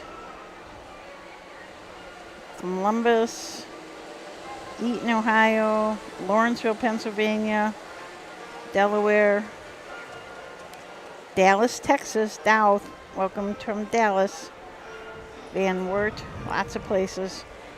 Brooklyn, Michigan, Matt just said. Don't we have somebody from Overland Park, Kansas that joins in? I have seen that, yeah. It is that. So on my way here, I'm listening to an Alex Cross book, and it's a murder book, that kind of stuff. But they're talking about somebody from Overland, Kansas in the book that I was, and I went, wait a minute. I know a guy from Overland, Kansas. Bridgewater, Nova Scotia checking in. Ooh. I'm not sure where Bridgewater is. I've got some family in Truro, Nova Scotia, though, so welcome aboard. Well, thanks for tuning in. If you are just joining us and you want to head on over to harnessracingohio.com, you can follow along. There's a free program for you to download as Susan and I go through the entire night and talk a little bit more in depth for each of our starters. So we'll start. The big country legend from the rail changed the driver to Ronnie Gillespie. Robert Werner is the trainer. Tyrone Rodriguez, run right here in Greenville, Ohio, is the owner of this bit of a legend and colt out of a Tatler's Torpedo mare, Dazzling Diana. 8 starts on the year, has 1/3. That was at Sydney in 2-3. Did race earlier at Hoosier Park and was pacing in 56 and 57 at Hoosier Park. And even at the fairs has been pacing some good miles in 2-1. Jeff Nysonger will be behind the lines for trainer Dan O'Mara for our 2-horse Racing Rebel. This is a Racing Hill colt, not one we see at the county fairs, most recently coming off of a win in the Ohio State Fair Stakes at Scioto Downs back on August 3rd. And I will go deeper into that after our post parade. Horses are on the track for the pit track. 3-year-old colt and gelding pace. Second division for $3,605, sponsored by Family Health, building lives together. A field of 6. Number 1, big country legend, the driver Ronnie Gillespie. Number 2, Racing Rebel with Jeff Nysonger. 3, Naked at the Bar, Scott Cisco drives. 4, Quigley L, Pat Malloy Jr. 5 is W.D. Frisky with Tim Deaton. 6, Hunkalicious, Jason Beatty in the sulky. Going back to our 2-horse Racing Rebel, as I had mentioned, really the first fair appearance we will see for Racing Rebel, at least this year, coming off of a win in the Ohio State Fair Stakes. Austin Hanners was in the bike for that drive, went the mile in 1:50.2. This is a fast little colt. Spends a lot of time at Scioto Downs and Hoosier Park and occasionally up at Northfield, it looks like, for the Sire Stakes. 11 starts on the season with 3 wins, 2 seconds, and 4 third-place finishes. Just this year alone, as a sophomore, has made over $90,000 lifetime, over $200,000. Naked at the Bar and Scott Cisco from the 3 for Mike Paul Hamas. Golden Goose Stables from Cincinnati and Matt Rowe from Urbana are the owners. A Racing Hill out of a Western Terrier mare, Why, When, and How. 14 starts on the year, 1 win. That was at Washington Courthouse in 2-1 and 2. A qualifying mark earlier in the year at Miami Valley Raceway in 1:57 and 1. And as a 2-year-old had a mark of 55 and 2. Our 4-horse Quigley L will be trained and driven by Pat Malloy Jr. This is a 3-year-old gelding by Fear the Dragon, coming off of a 3rd-place finish at Troy just a handful of days ago. Ended up going that mile in 2:01 and 3. 15 starts on the season, still looking for that first win as a 3-year-old. However, has hit the board 6 of 15 times. W.D. Frisky and Tim Deaton from the 5. Tyler Tinch is the trainer. William Myers from Xenia, Ohio, the owner of this Western Terror colt. Very lightly raced as a 2-year-old. Just had 1 start. That was at Dayton, and then shut it down for the year, and now has had 7 starts this year. Has not hit the board yet. Has had a few races where he's been making some breaks. But last week had a good start at Troy. Finished 4th, just back by 4 1/4 lengths, and paced in 2:01 and 4. Rounding out the field, we will have Jason Beatty aboard Hunkalicious for Brian Georges. This is a Western Terror gelding looking to go 3 in a row. Currently has a pair of wins back-to-back, both at Troy and Urbana. That start at Urbana was wire-to-wire. Last quarter in 26 at that fair track. Ended up going the mile 1:58 and 3. 11 seasonal starts with 3 wins, 3 seconds, and 3 third-place finishes. $13,000 on the season. Took a mark earlier this year in a qualifier at Scioto in 1:58 and 2. Last quarter in 26 seconds flat is kind of unreal. It is, especially at Urbana. Yeah. You'll see 28s, high 27s, but 26. There were that night particularly. I remember there were some wicked, very impressive final quarters. Wow. And Hunkalicious is currently setting 6th in our fair standing points. Scott and Dr. Lindsay Hagemeyer, Scott's daughter, do own Hunkalicious. So the sun is right above the tree now. In just about probably 5 minutes, it'll be behind that tree, and it won't be quite as glaring for Matt on the and for us in the eyes. Cannot wait. Yeah. A little hard to look at all the screens when it's glaring this much. Susan, what is our divisional track record for 3-year-old colt pacers? Because I would like to see, if we've already had so many fall this evening, Racing Rebel, I wouldn't mind seeing another one go. Which, hey, you never know till the race is over, but this colt likes to go in 50 and a piece. I'm sure we'll handle this track very well. Okay. 3-year-old male pacers. Rose Run Exiled 155-1. So that's the time we are gunning for. 155-1, currently setting as the 1-5 favorite, our 2-horse Racing Rebel. And we know Jeff Nysonger in the bike is not afraid to race one. So hopefully we will see if we're going to knock on that another divisional track record door. Charlie May not only holds the overall track record at 150, but also holds the 2-year-old track record here that was set in 2020 in 155-2. And Charlie May will be here Wednesday night. I understand that Don Tiger and Brad Conrad have teamed up, and they're going to have winner circle pictures from last year's his record-setting performance. And Charlie May's going to autograph them. Do we know them out. Don's reason for coming to Greenville? Is it still? I think he just loves it here. Yeah, it's a nice track. I know originally he had told Roger that he just wanted Roger to announce a win of Charlie's, and so I don't know if that's still part of it. But this is a nice track to be at regardless. Yes. You know that your horses are going to be safe here because it is so well maintained year-round by our horsemen. Yeah, it's a nice place. So, and a very appreciative crowd always. I mean, the crowd that's here. We've got a nice crowd tonight, but on Wednesday night it'll be absolutely packed. Do you have to pay to get to the grandstand on Wednesday evening? I want to say Wednesday evening you might have to pay to have a ticket, but I might be a mistake because it's full. This place is very full come that big night. And there's a lot of people here. I mean, down along the fence is crowded all the way down into the turn. So there's a lot of people that come here, a lot of great harness racing fans in this area. So the horses are headed to the gate. 6 3-year-old colt pacers, the second of 4 divisions tonight, going for a purse of $3,605. Let's join Doug Ballinger for the call of this 5th race. Case, this Sunny Ship Junior Memorial, sponsored by Family Health, building lives together. A full gate of 6. Here they come.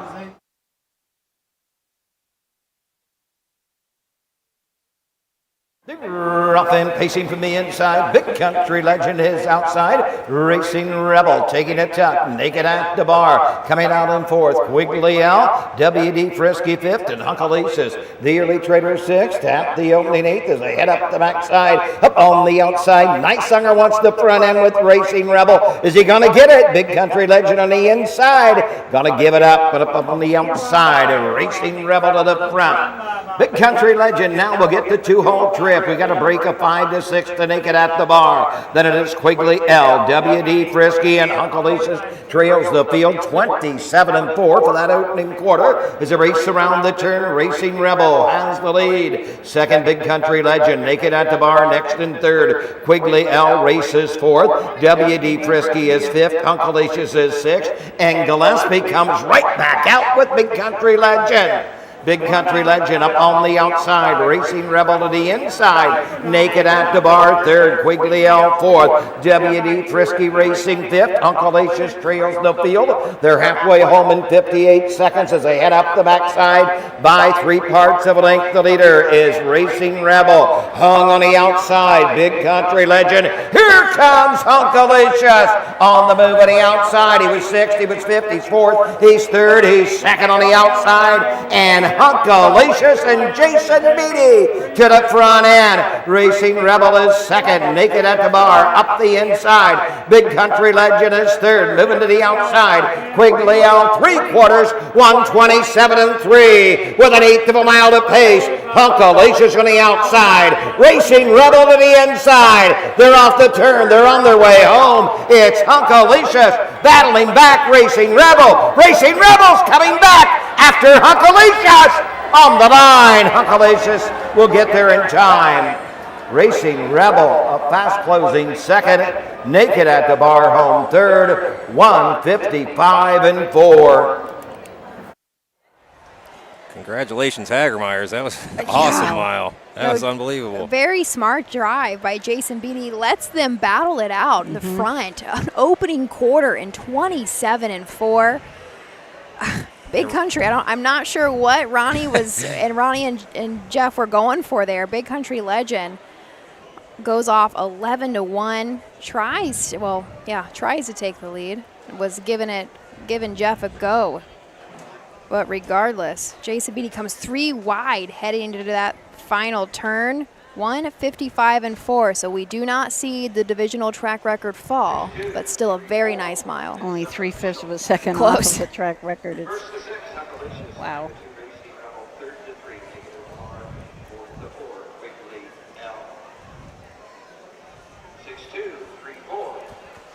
So there we go. Doug calls it unofficial 6-2-3-4, and that is exactly how I have them crossing that wire as well. I just wasn't sure about 4th and 5th. I couldn't tell that apart.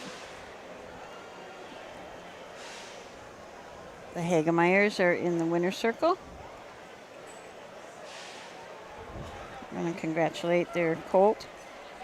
And this is a nice colt. He's got 39,000. He's over 40,000 now lifetime. 9 wins out of 28 lifetime starts. The second division of the Sunny Ship Junior Memorial for 3-year-old Colt and Gilding Pacers. Number 6, Hunkalicious. 3-year-old Black Yellow Son of Western Terror out of the Nob Hill High Mare. Dr. Lindsay, 4th of the season for Hunkalicious. Scott W. and Dr. Lindsay Hagemeyer, Clarksville, Ohio, own. Brian George's trains. Jason Beatty gets his second winning drive of the evening here at the Darke County Fair. It's sponsored by Family Health, building lives together. Hunkalicious, Jason Beatty, the Hagemeyers take the second division of the 3-year-old Colt and Gilding Pace, the Sunny Ship Junior Memorial. Results are official. Number 1, Big Country Legend, 5. Number 2, Racing Rebel, 2. 3, Naked at the Bar, 3. The 4, Quigley L, 4. Number 5, WD Frisky, 6. 6, Hunkalicious, the winner, 1:55, 4/5. It's a lifetime mark for the winner, Hunkalicious. 27 and 4 for the quarter, 58 for the half, 127 and 3 for 3/4. 5, 2, 3, 4, 6. 1 on the bottom. Hunkalicious, 1163. So there we go. Hunkalicious gets it done. New lifetime mark, goes 3 in a row in Ohio. Cross the wire, 6-2-3-4.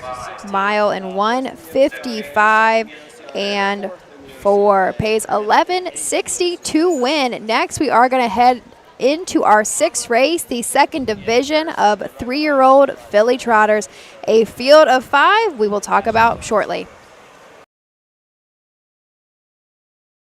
At Ohio State's Galbraith Equine Center, our veterinary champions are here for your champions 24/7, 365 days a year. Our expert team of boarded surgeons, sports medicine and rehabilitation specialists, together with veterinary cardiologists, internal medicine, and ophthalmologists, make our hospital your best resource for all sport horse performance issues. The Ohio State Veterinary Medical Center's Galbraith Equine Hospital. Call us today at 614-292-6661.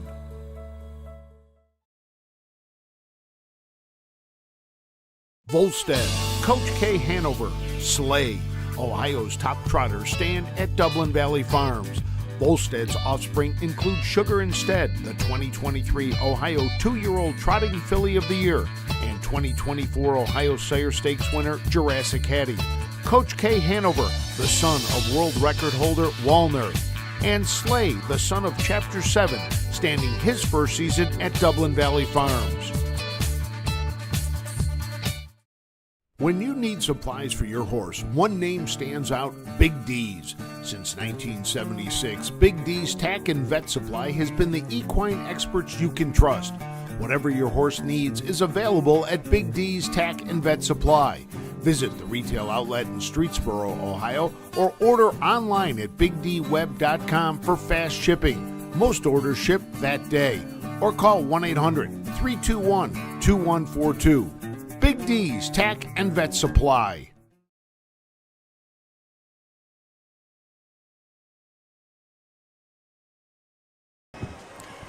Here we go. Headed into race 6 at the Darke County Fair in Greenville. Thanks for joining. Matt behind the camera, Susan Schroeder beside me, and of course myself, Ashley Daly. The sun is going down. But with that, a field of 5, as I had mentioned, Susan and I will not go into it quite yet. However, it looks like early we have a 3-5 favorite in our one horse, Phyllis L. Susan, the sun has come down behind the clouds. The glare is not. That's my camera shot. I'm so happy.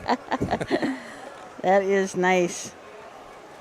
Well, that little monkey that had the hammer must have come on my phone, because my phone now says something, oh, sorry, something went wrong. He's busy tonight. Yeah. I'd never seen that before. What is that? I thought something was wrong, really wrong. It really is, yeah. And from what we heard from Kim Poma is that we're not on harnessracingohio.com right now. So if we're not on that, we apologize. But we are on Facebook and we are on YouTube.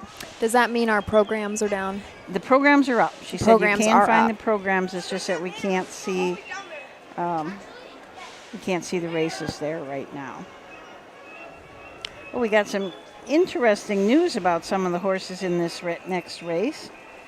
We have got horses here that are the OCRA points. We've got All About Faith, who is in the 5-hole, is sitting first in the OCRA points and second in the Ohio Fair Championship points.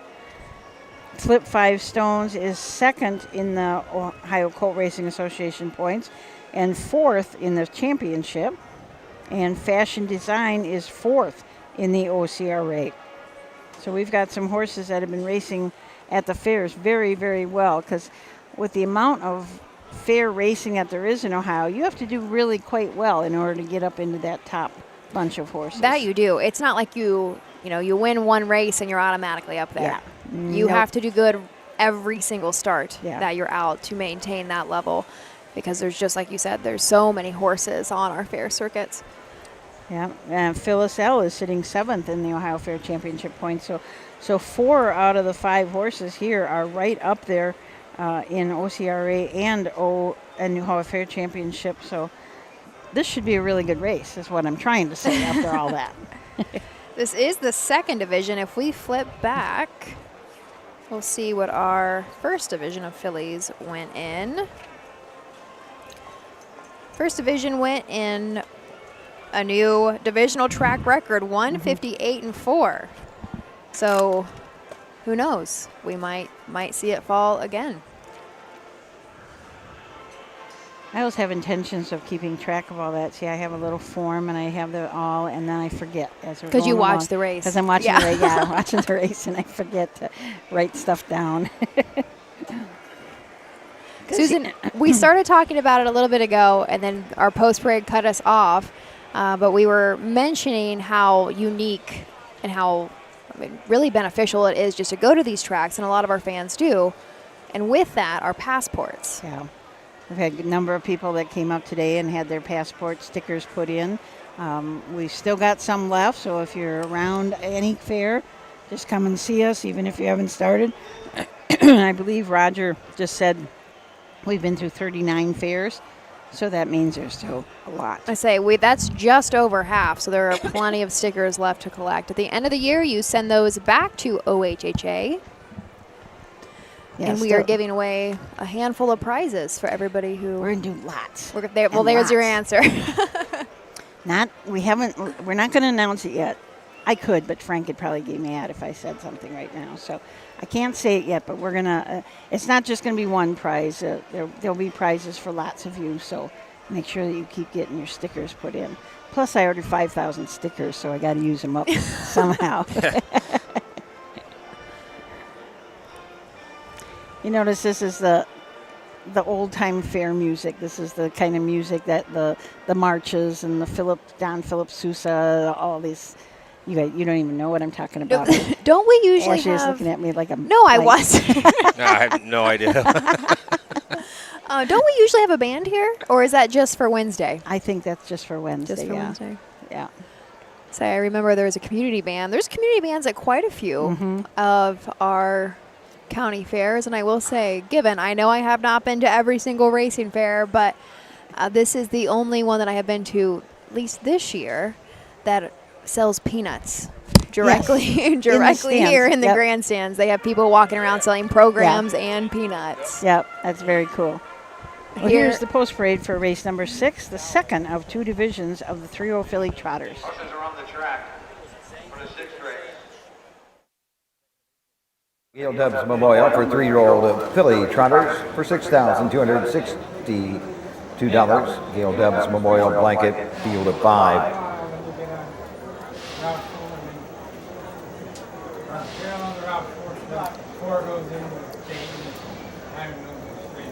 Number 1 is Phyllis L., driven by Hank Levan. Number 2 is Flip 5 Stones, the driver Jeff Nysonger. Pat Malloy Jr. driving the 3, Fashion Design. Out shortly will be the 4, Honey's Lucky Star with Scott Cisco. And number 5, All About Faith, David Ward in her sulky.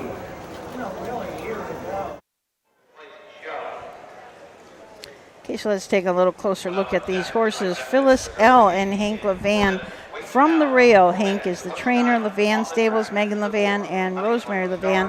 LOL, lots of Levans own this 3-year-old filly by Long Tom out of a CR Commando mare, Kelsey's Commando. Sitting 7th in the Ohio Fair Championship standings right now.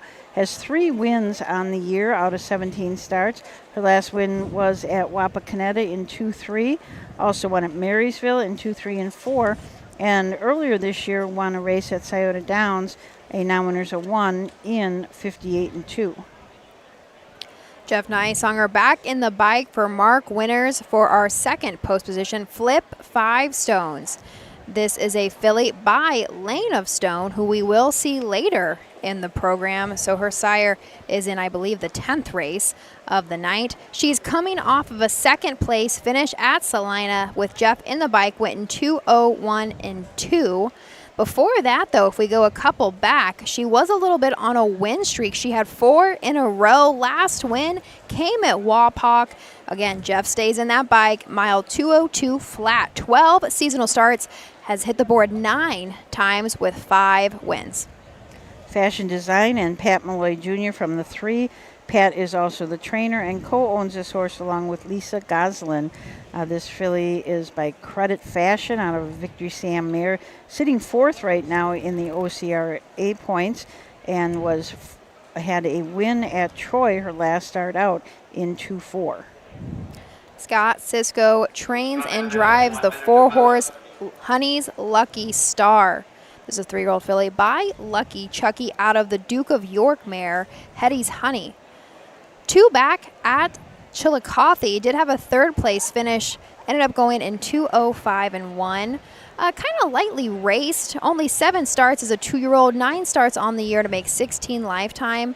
Looking to break the maiden still, has only hit the board twice this season as a 3-year-old with 2 third-place finishes.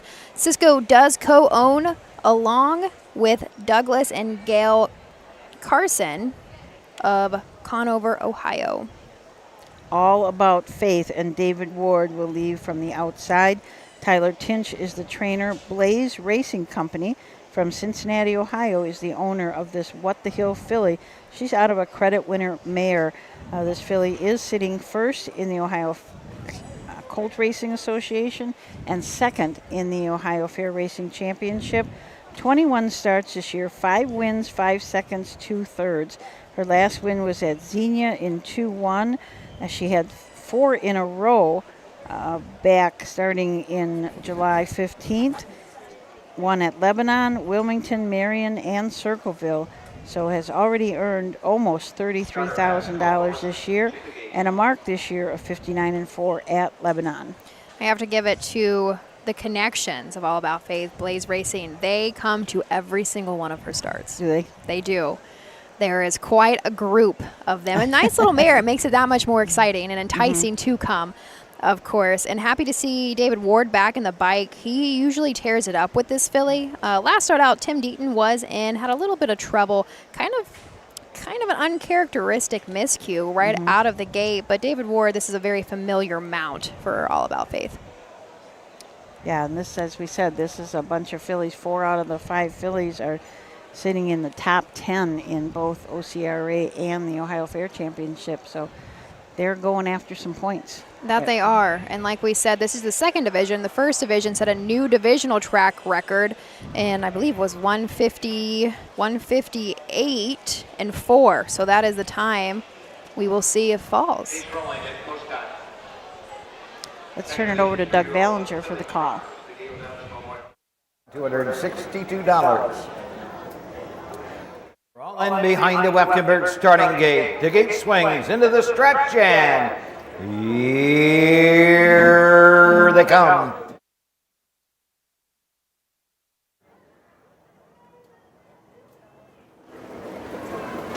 They were off and trotting, Flip 5 Stones goes right to the front from the inside. Phyllis L. Fashion Design on the outside, well placed fourth. All About Faith and Honey's Lucky Star will be the trader. Ostridus Fashion Design at the opening 8. Flip 5 Stones, Jeff Nysinger will take them up the backside, leading Phyllis L. by a length. 2 back to All About Faith. Then it is Honey's Lucky Star trailing the field. After that miscue is Fashion Design. They're in straight alignment, trotting by the opening quarter. Flip 5 Stones the leader. Phyllis L. sits the pocket.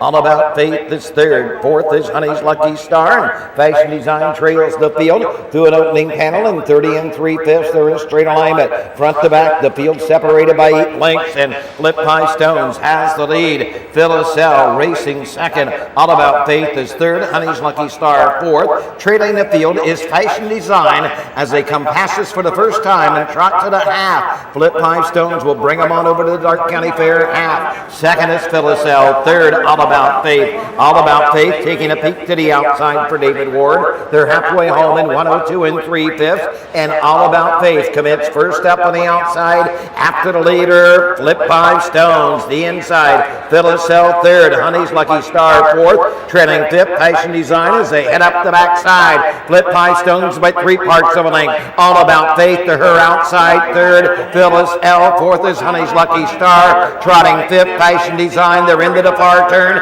and they're matching strides as they trot into the far turn. All About Faith puts a head in front. 3/4, 131 3. All About Faith is collared Flip 5 Stones. They're off the turn. They're on their way home in the Gale Dubs. All About Faith to the outside. Flip 5 Stones battling back to the inside. All About Faith. Flip 5 Stones. All About Faith. Flip 5 Stones on the line. All About Faith. Flip 5 Stones second. Phyllis L. home third. the mile, 2 minutes, 2/5.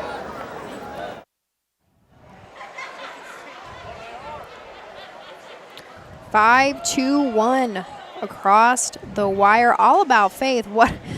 That was the start of a race, or end of a very nice race. We'll say that coming out of that final turn. Yeah, it was a battle down to the. Poor Flip. That little filly just tries so hard. You know, Yep. you can tell she was just trotting all she could and just couldn't hold that horse off. But nice little filly, too. Yeah. I mean, a bunch of nice ones in here. 2 minutes and 2/5. So they didn't. The other division went in 58 and 4. I thought this one would go faster. I did too, but shows how much we know. That's very true, very on the nose. But I have the quarters in 30 and 3, 102 and 3, 131 and 3, and final mile time, like you said, 2 minutes and 2/5.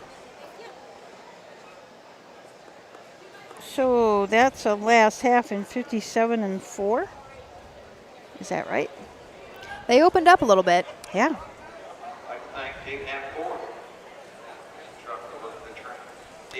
Makes for the 6th win of the season and just 22 starts for All About Faith. Like I had mentioned, nice to see David Ward back in the bike. He always does good with this filly. And the fella down there in sort of a black shirt and gray pants and a hat, he's the one that came by and told us about the OCRA standing, so he must be part of Blaze Racing. Oh my goodness, he's introduced himself. He's an engineer. I'm forgetting his first name, so I apologize. I'll have to catch that when you come back up, but I believe he is an engineer by trade. We had a conversation with him at Sydney, I believe, and talking about, like, she was on her streak at that point of, like, when do you take that next step? Do you want to take that next step to the BSS and head to the pari-mutuel? He says, no, we like racing the fair. She does well here, so if it's really, it's a don't reinvent the wheel, kind of. Okay. $262, number 5, All About Faith. She's a 3-year-old bay fella by Want the Hill out of the Credit Wintermere Global Pageant. Her 6th of the season. She's owned by Blaze Racing Company of Cincinnati, Ohio. Tyler Tinch trains. David Ward drives the winner, the mile, 2 minutes, 2/5. All About Faith and David Ward take the 2nd division of the Gale Dubs Memorial.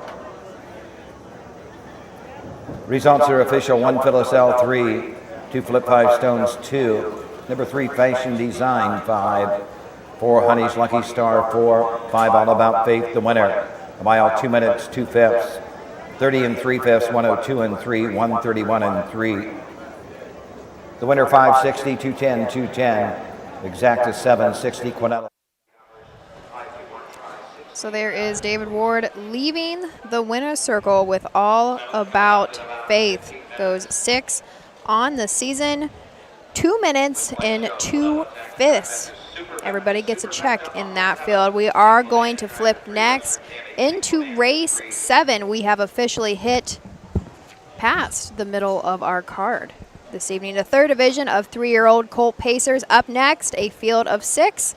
Join us back here after a couple messages from our sponsors.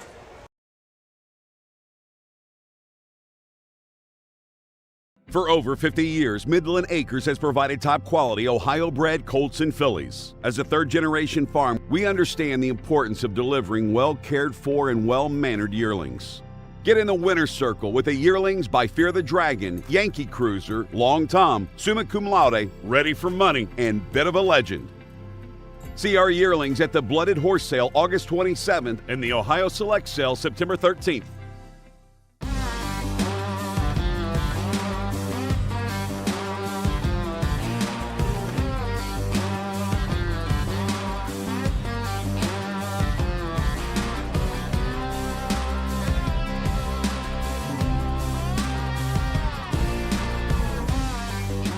Do you want your horse to shine in the winner's circle?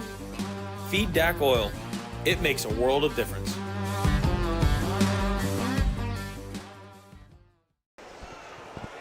Welcome back. Headed into race 7 of 12 tonight here at Greenville. Susan stepped away for just a moment. We are trying to get a quick interview with our connections to our last race winner, All About Faith, Blaze Racing. Want to make sure I do not miss her. But while we wait on that, something we have talked about all night is we're seeing some divisional track records fall, and I'm sure we picked it up on camera a couple times, but this is a very fast track. Outside of Delaware, has the fastest all-age records here in Ohio. For our Pacers, Charlie May said it last year. Brett Miller was in the bike, record of 150 flat, and our trot, Brett Miller was also in the bike. Yo, Mr. 155, both set in 2023. Testing, are we good? All right. We are down here by the winner's circle where it just came back. This is part of Blaze Racing. Can you tell us a little bit about your filly? All About Faith has been great for us. I mean, there's been a couple times where, we weren't in the winner's circle this year, but this is 6 for 10. So, it's pretty great to be here at all the fairs and following the OCRA and the state championship. So, Flip Five Stones is a great horse. She beat us, I think, a few weeks back. So it was just kind of nice to beat her again this time. So. And you have a large crowd in the winner's circle. Yeah, we normally bring a crowd at each fair we go to. Any race we try to be at, we like to have as many people that can come. And even some of the people in the fans that are rooting with us, we invite them down to the winner's circle as well. That's great to get everybody involved like that. What fun. What are your plans for her for the rest of the year? So Lima's on Monday, so that's a really quick turnaround. So hopefully she comes off healthy with this race, and we'll be able to do that. Then there's Finley and Kenton a few weeks after that, and we'll give her a little break, and then try to bring her back for Dayton and Lancaster, just kind of following the OCRA circuit. She's staked for Delaware and Old Washington, but we would really just want to keep her healthy for that state championship, so we're going to kind of just do whatever's best for her. Well, absolutely, and that $50,000 purse at the end of the year is kind of nice. It makes it a little nicer than the $6,200 here at the fair, but we'll take it. We're not picky about that. But yeah, the $50,000 at the end would be awesome. And who do we have here? Say your name. Say Emily. Do you like your horse? Do you like Faith? Do you like Faith? Do you cheer really loud for her? Okay. We'll send it back up to Ashley, and congratulations to the connections. What a nice little interview there was our connections of Blaze Racing, our last winner, All About Faith. I love that he mentioned that they are so focused on keeping her healthy. What are you saying to me, Matt? I would like driver changes if you haven't written down. Sorry. Sorry. We do have one driver change currently headed in to race 7. The 3-horse will now be driven by Hank Levan. Doesn't look like we have really anybody out on the track. Oh, there they come. Slowly but surely, we will have a field of 6. This is another nice group coming into race 7. That 3rd division of 3-year-old colt Pacers purse of $3,605. There are a total of 4 divisions tonight. If we flip back, it looks like our 2nd division went in 155 and 4. And that 1st division went in 157 and 1.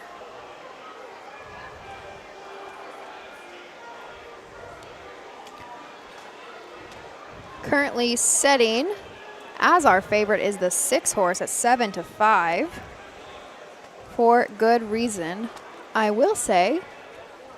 But again, we will go a little bit deeper into depth about all of our horses, all those 6 starters, after our post parade. If you are just joining us, this is, cut off by the bugle.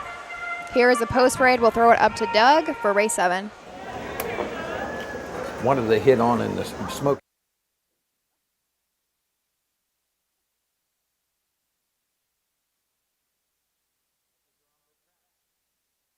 for the 7th race. Third Division 3-year-old Colt Pace for $3,605. The Sunday Ship Memorial, sponsored by Greenville National Bank, Banking Center.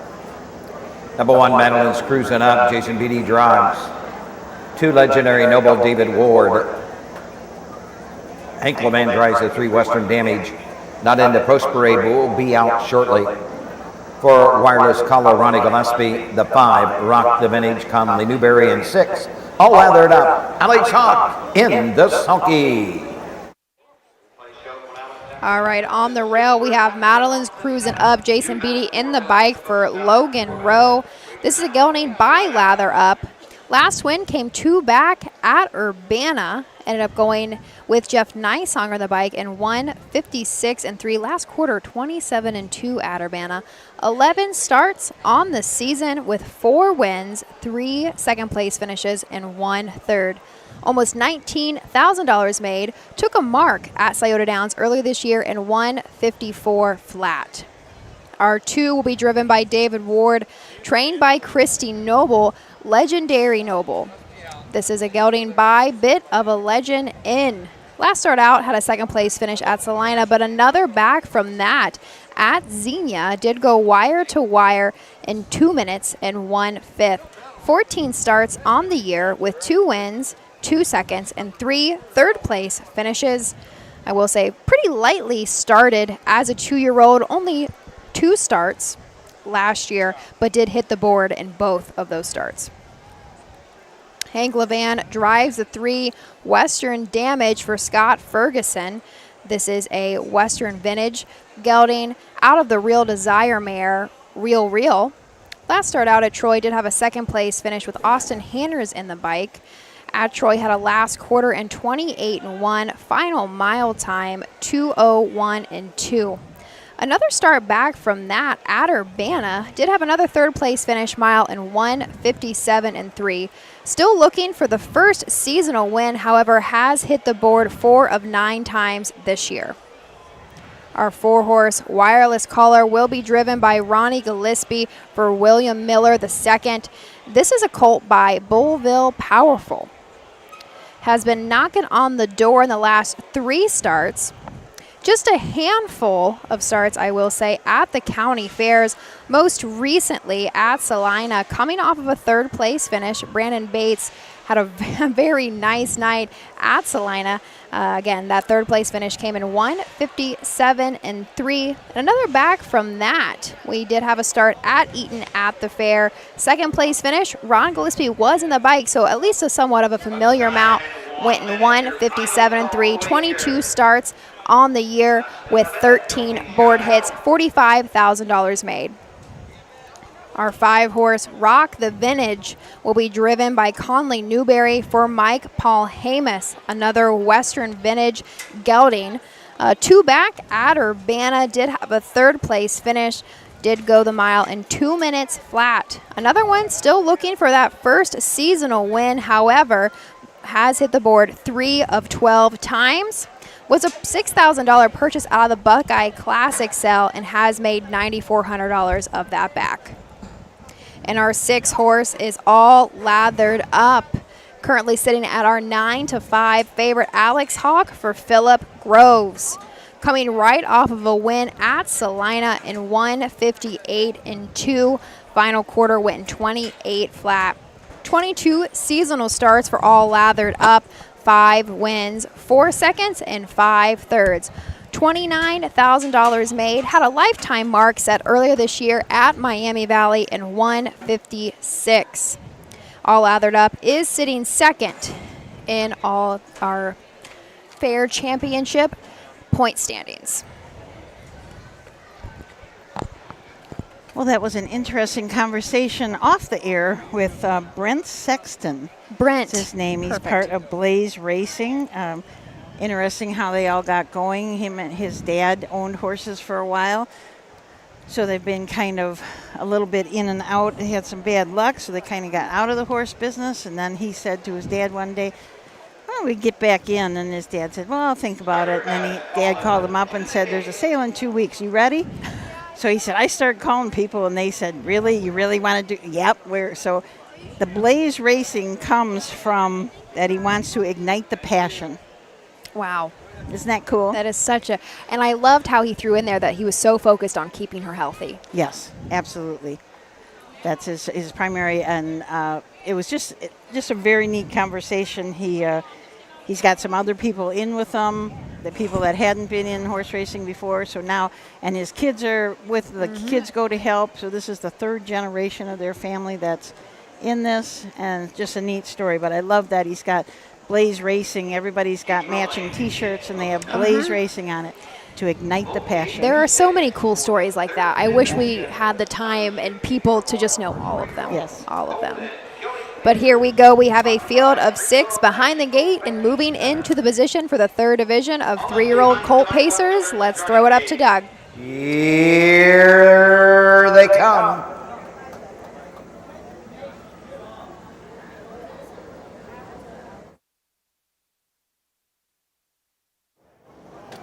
Rough and pacing, Legendary Noble along with Wireless Collar go for the lead. Madeline's cruising up, comes out in 3rd. Western Damage finds a spot 4th. Racing 5th, Rock the Vintage taking his seat. All lathered up will be the Trader 6th as they head up the backside for the first time. Legendary Noble leads the way by a length. Wireless Collar getting that 2-hole trip. 2 back to Madeline's cruising up in 3rd. Racing 4th, Western Damage. Racing 5th, Rock the Vintage, and all lathered up. Trails the field 8 from the front. They're in straight alignment at the opening quarter with the lead as they race into the turn. Legendary Noble racing 2nd around the turn to the 3/8 Wireless Collar. Opening quarter in 30 and 3/5. Madeline's cruising up next in 3rd. Western Damage 4th. Rock the Vintage 5th. All lathered up into the lane first time, coming to the halfway point on top of the field with the lead. At the half, it is David Ward and Legendary Noble right there. 2nd, Wireless Collar will come to the outside. Madeline's cruising up 3rd. Western Damage is 4th. All lathered up is 5th. Rock the Vintage is now the trailer. They're at the half. 101 and 3/5. They head to the 5/8. And Legendary Noble will guide them up the backside. Wireless Collar is 2nd. 3 back to Madeline's cruising up. Western Damage is 4th. Racing 5th. All lathered up. Trailing the field. That is Rock the Vintage at the 3/4 mark with the lead. Legendary Noble by 3. Wireless Collar is 2nd. Madeline's cruising up 3rd. 4th is Western Damage. All lathered up 5th. 3/4 and 130. They have an 1/8 of a mile to pace, and Legendary Noble has opened up to 7. They're off the turn. They're on their way home. It is Legendary Noble. Wireless Collar is 2nd. Madeline's cruising up on the outside. On cruise control, David Ward and Legendary Noble. $157 and 2.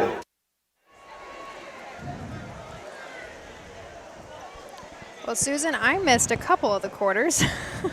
I'm afraid I did too. But I have them across the wire. 2-1-4. Legendary Noble, David Ward and Christy Noble. Just 15 starts on the season, goes for that 3rd win as a sophomore. I apologize for not keeping up on the comments that everybody's making, but I had lost my phone. But Mike was watching from Scioto.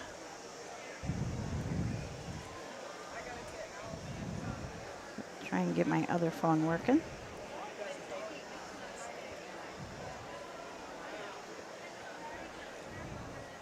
I think part of one of the best things about being in this business is the nice people that you meet. You know, there's always a bunch of nice people around and that want to tell you their story and tell you all about how they got into racing, because everybody's proud of it. You know, it's just such a nice business to be in, nice, sport business, whatever you want to call it. It's just, the people are great.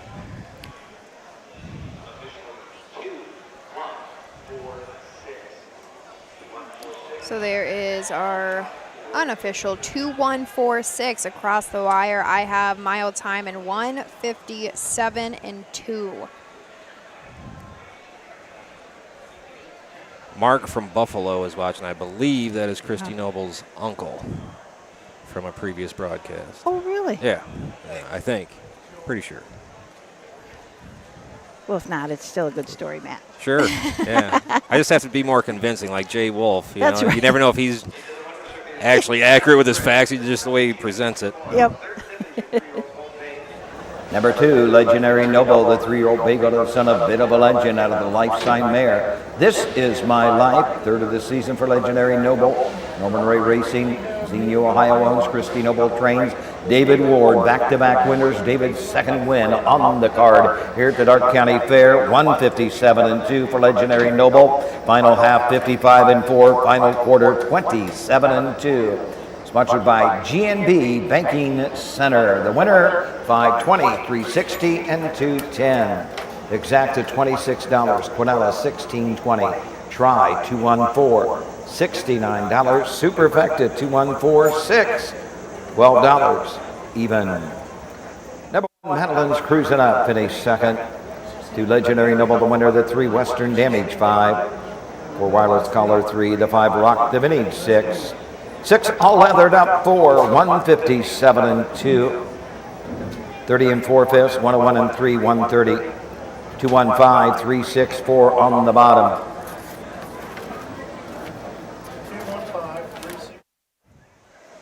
Oh, as Doug said, the last half in 55-4 and last quarter in 27-2. So a really great mile for Legendary Noble. Third win on the year, third lifetime win.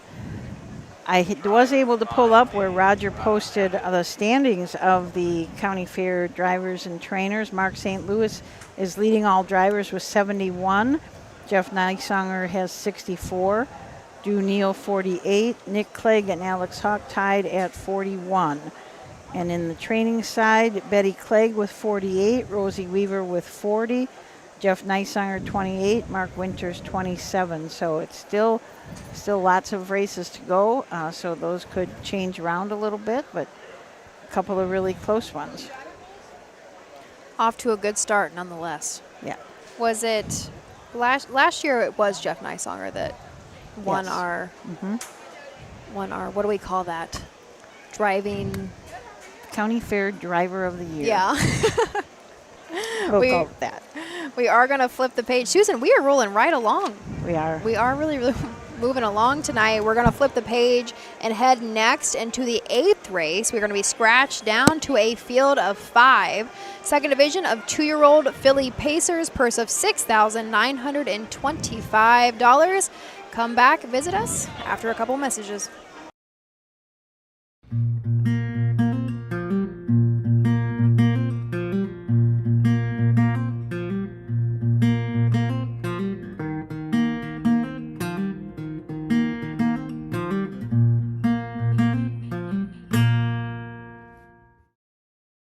The Darke County Fair in Greenville is one of the biggest stages in Ohio County Fair harness racing. Holding its first fair in 1853, there's almost 170 years worth of standardbred racehorse history.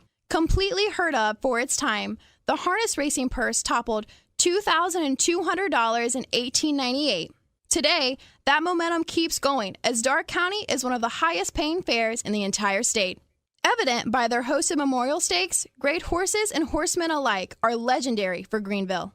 3 Immortal Harness Hall of Fame inductees claim this fairgrounds as home. Hugh, Doc Partial, and Gene Regal were both well-established trainers. Between the two, they won a combination of the Hambletonian, Breeder's Crown, Adios, the Countess Adios, Kentucky Fraternity, Messenger, Jugette, and the Little Brown Jug. Regal also trained the 3rd Harness Hall of Fame inductee, the Immortal Trotter, Arnie Almahurst. Folded in 1970, Arnie set several national marks and won many major stakes. He sired outstanding colts such as Florida Pro and Ardun, who set a world record in 154. The Darke County Fair is a member of the Ohio Colt Racing Association. They host 3 days of live-action harness racing.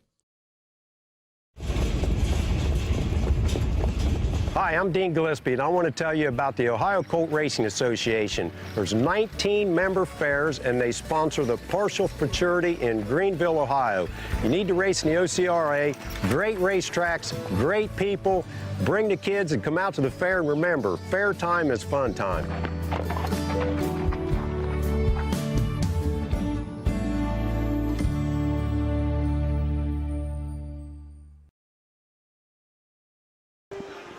See that little bit with OCRA. When I was down talking to Brett Sexton, he said he keeps his own spreadsheet for the OCRA results. He said, you know, kind of like, he didn't say this, but I kind of got the feeling, not that I don't trust you, but.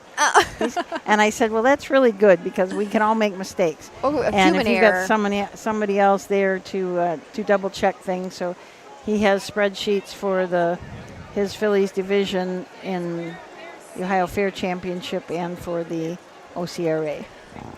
Did you ask him what he does for a living? I did not. I'm pretty sure he's an engineer, so he's a numbers guy. Okay. He's a numbers guy, so that all connects. Well, he reminded me that a couple years ago, he and I were messaging back and forth or emailing back and forth, and he was talking about a database, you know, for all this stuff. And I do kind of remember that he was wanting to do a database for us. He already had that one started, so. Oh, how? Yeah, our database. So we've got a scratch in this race. We're scratched down to a field of 5. 2-year-old Philly Pacers, second of 2 divisions. Allison L. and Hank Levan from the rail. This again is owned by lots of Levans. She is a lather up out of a Badlands Hanover mare, Bad Feeling. 10 starts on the year, has not won, but has had 3 seconds and 2 thirds. Last week at Croton, she cut the mile and just lost by a length, finishing second in 2-3 and 1. Week before that at Urbana, she paced her mile in 2-1 and 1, so she does have some speed. 2 is a scratch. 3, Forever Girl, will be driven by Roy Wilson for Tommy Jones. This is a filly by Yankee Cruiser. Most recently at Salina, did have a 3rd place finish. Overcame the start from the 2nd tier out of the 8th post position. Ended up going that mile with Roy in the bike in 2:04 and 1. 10 lifetime starts with 1 win, 3 seconds, and 2 third place finishes. Tommy Jones also owns Forever Girl. Let's join the post parade and then we'll come back to talk about the rest.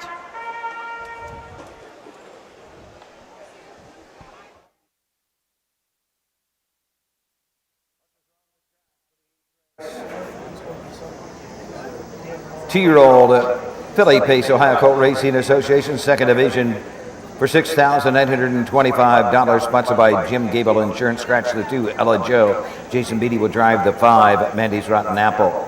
Number 1, Allison L., the driver, Hank Levan. Number 2 is scratched.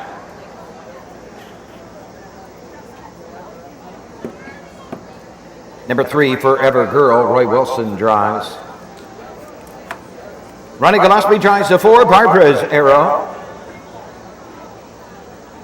Number 5 is Mandy's Rotten Apple with Jason Beatty. In 6, Crosswind Sweet Pea, Tim Deaton in her sulky.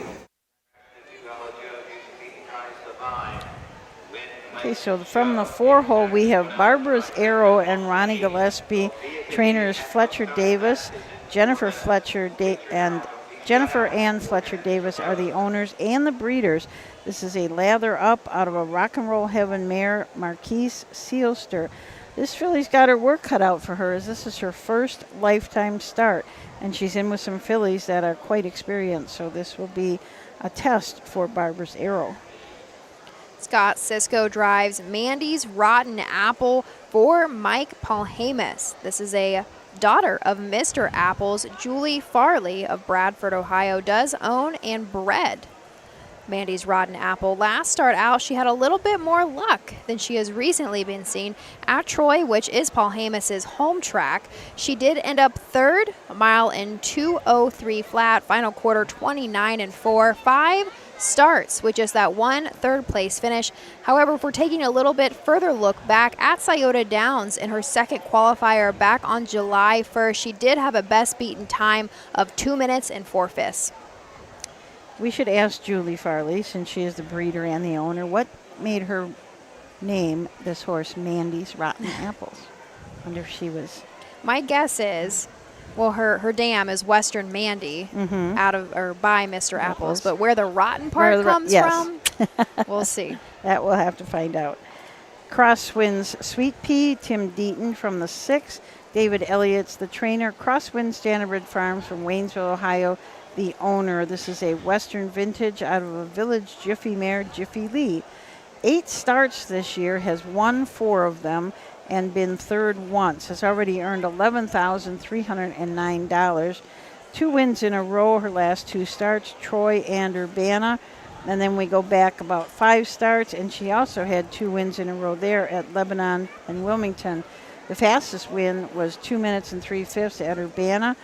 This filly was a blooded horse sale purchase for $3,500, so a bargain at the way she's been racing. Has already made $11,309 and is sitting 15th in the Ohio Fair Championship points. We mentioned earlier that horses really don't know what you pay for them. Mm-hmm. But we have this year seen all kinds across the board. I've seen $1,000 purchases. Mm-hmm. I believe up at Napoleon, I can't remember who it was, but somewhere recently I saw a $1,000 purchase, and I've also seen an $85,000. Yeah, and you're right. They don't know how much you paid for them. Sometimes I think those that are $85,000, $95,000, I'd want to wrap them in bubble wrap. Oh yeah. Just to keep them safe. But they're horses, and they have to learn to do everything that any horse does. They just they got to go fast. That's all they have to do. And I think it's such, if we have listeners that maybe one day want to own a horse and it just feels so intimidating, there are so many ways. You don't have to have $50,000 plus in the bank to get your hands on a horse. There are plenty of opportunities. There's so many fractional ownerships. Yes. I know we have sponsorships that we hear a lot from the stable.ca.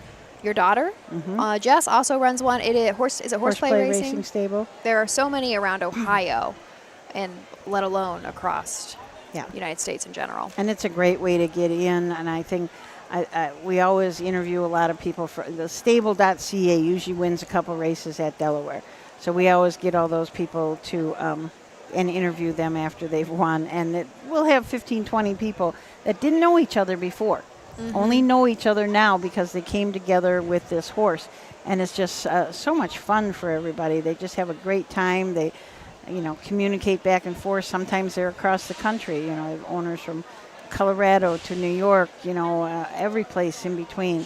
And it's just a great way to start your ownership journey. And that right there says something about Ohio racing, how many out-of-state owners we have. Yes. I mean, just in this program alone. I think it was the very first race when we first got started tonight, it was like, I think out of the entire 6-horse field, 5 of them were owned out of state. Yeah. Well, people are seeing the value here. You can still buy a horse for a reasonable amount of money, and we're racing for over $22 million, the Ohio breds this year. So that's kind of incredible. And you can watch them whatever level they're racing at. That's so true, Matt. Thanks for bringing it to us. And our breeding has just skyrocketed in the last handful of years. A Down by the Seaside 2-year-old sipping on Ciroc just is now a world champion. Yeah. And we've seen Down by the Seaside horses all the way across the board just really make waves on the Grand Circuit. Fear the Dragons have been so prominent as well. Racing Hills, it doesn't matter. It's so nice to see the competition amongst Ohio sires, let alone now we're moving finally into that Grand Circuit. And that's, you got to give all the kudos to the breeders, because they're bringing in better stallions, they're bringing in better mares, they're matching them up just right.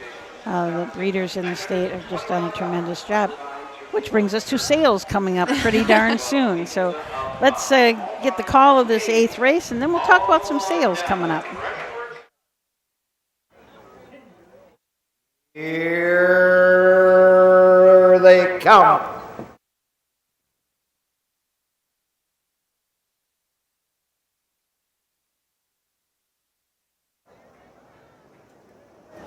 They're off in pacings, crosswind, Sweet Pea on the outside. Caught wide as they move into the turn. Allison L protects that inside position. Forever Girl on the outside around the turn. Mandy's Rotten Apple and trailing the field up the backside. Barbara Zara going over to the opening quarter. Allison L., Hank Levan lead the way by a length. Forever Girl, Roy Wilson getting that 2-hole trip.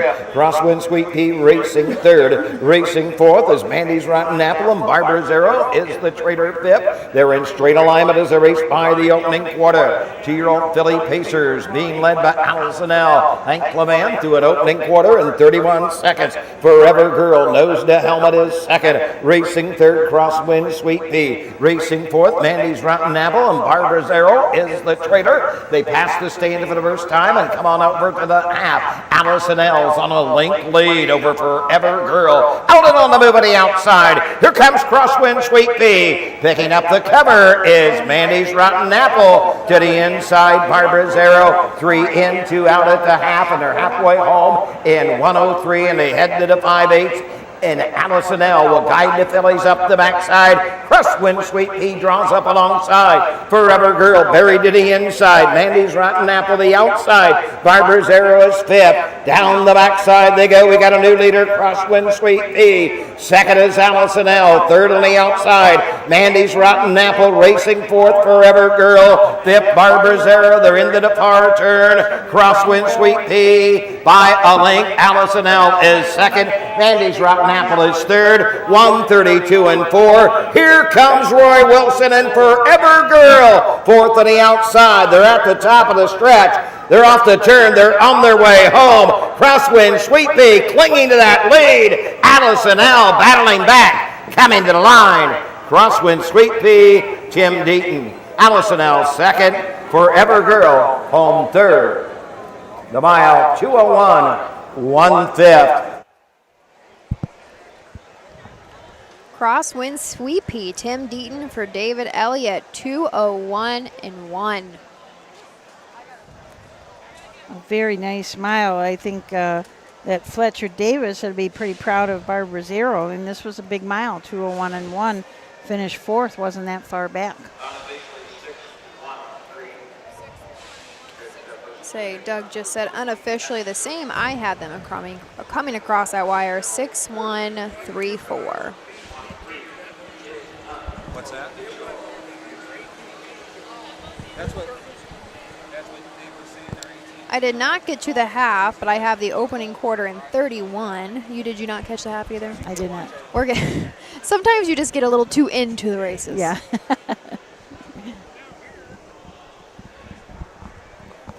This makes for the third win in a row for this 2-year-old filly by Western Vintage. The 5th win in just 9 starts. Just upped her purse, her lifetime earnings, to just over $14,000. She was sitting 15th in the fair points, so this would jump her up probably a few spots. Susan, you would know best. How many points do you get for winning a fair? Do you off the top of your head? 51. 51. Mm-hmm. It's 51, 26, 13, 9, and 6. Those are the points. And then everybody that starts gets a point. Mm-hmm. So really it's 50, 25. It's just like purses. I was going to ask why 51.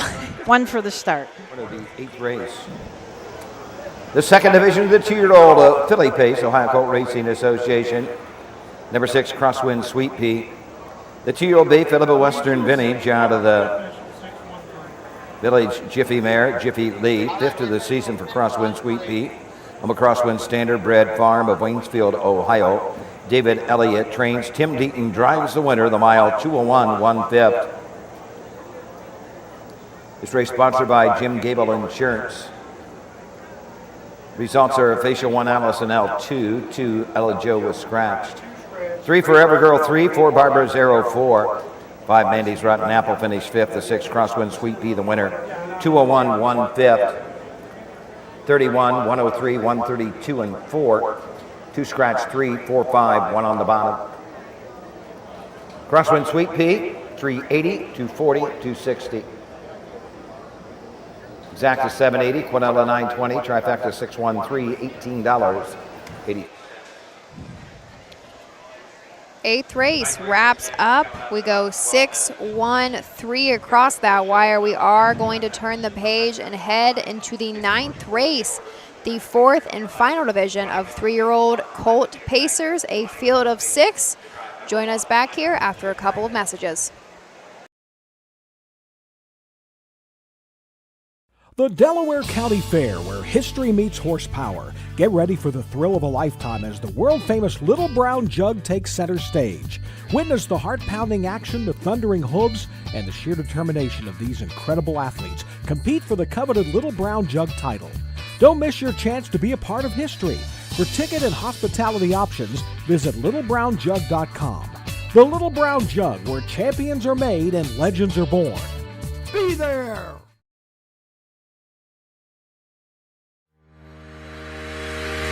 Own a little and love it a lot. TheStable.ca is an award-winning fractional ownership operation. Buy as little as 1% of a racehorse and experience 100% of the thrill.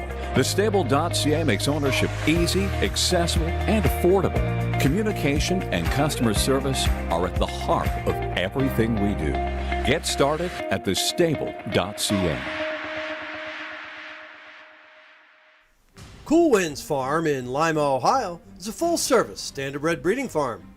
Cool Winds stands the popular dancing Yankee, a 2-time world champion, along with 2019 Jug winner Southwind Ozzy, the son of Some Beach Somewhere.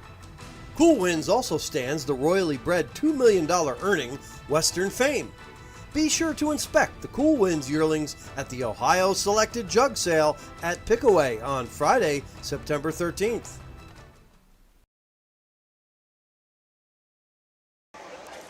Oh, the lights just came on.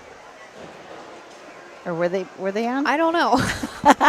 They've been on for a little while, but we're just starting to notice them now.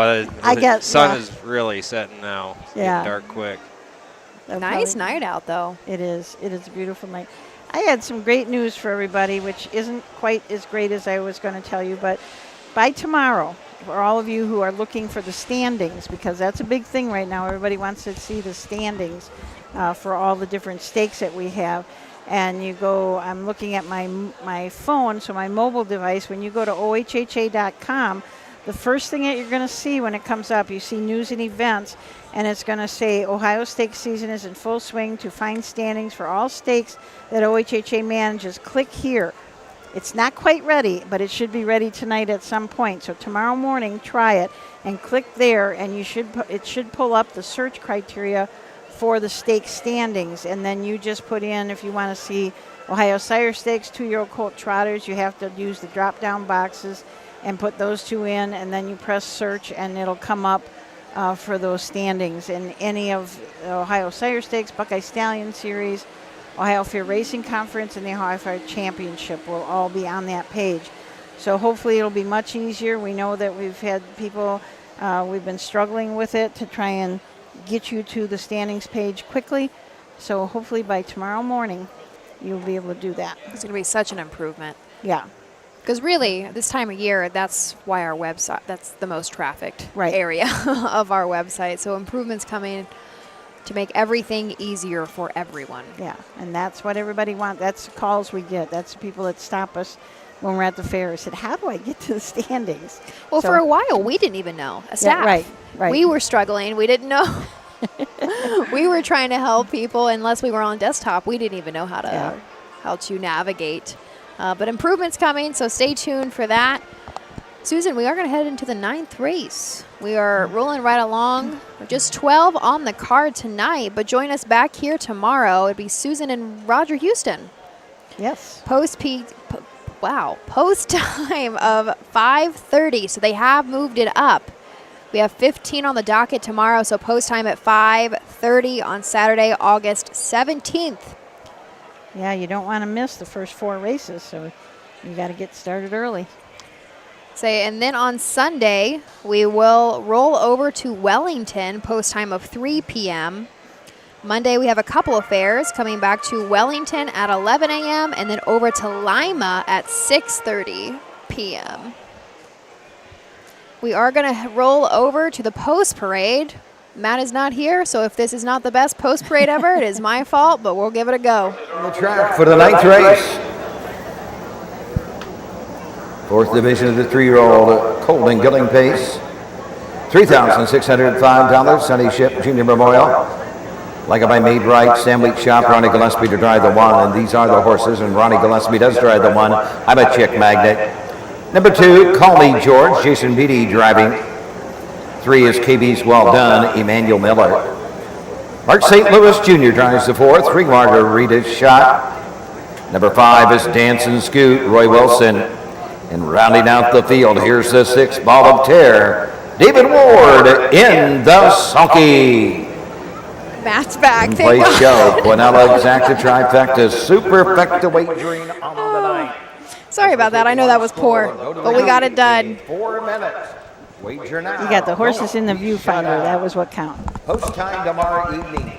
So the 1, I'm a Chick Magnet, Ronnie Gillespie, up for Dan O'Meara. Marjorie Polhamus from Ludlow Fowls is the owner, and she also bred this I'm Gorgeous colt out of an Always a Virgin mare. 15 starts on the year, has not hit the winner's circle yet. Has had 1 second, and that was 2 starts back at Urbana.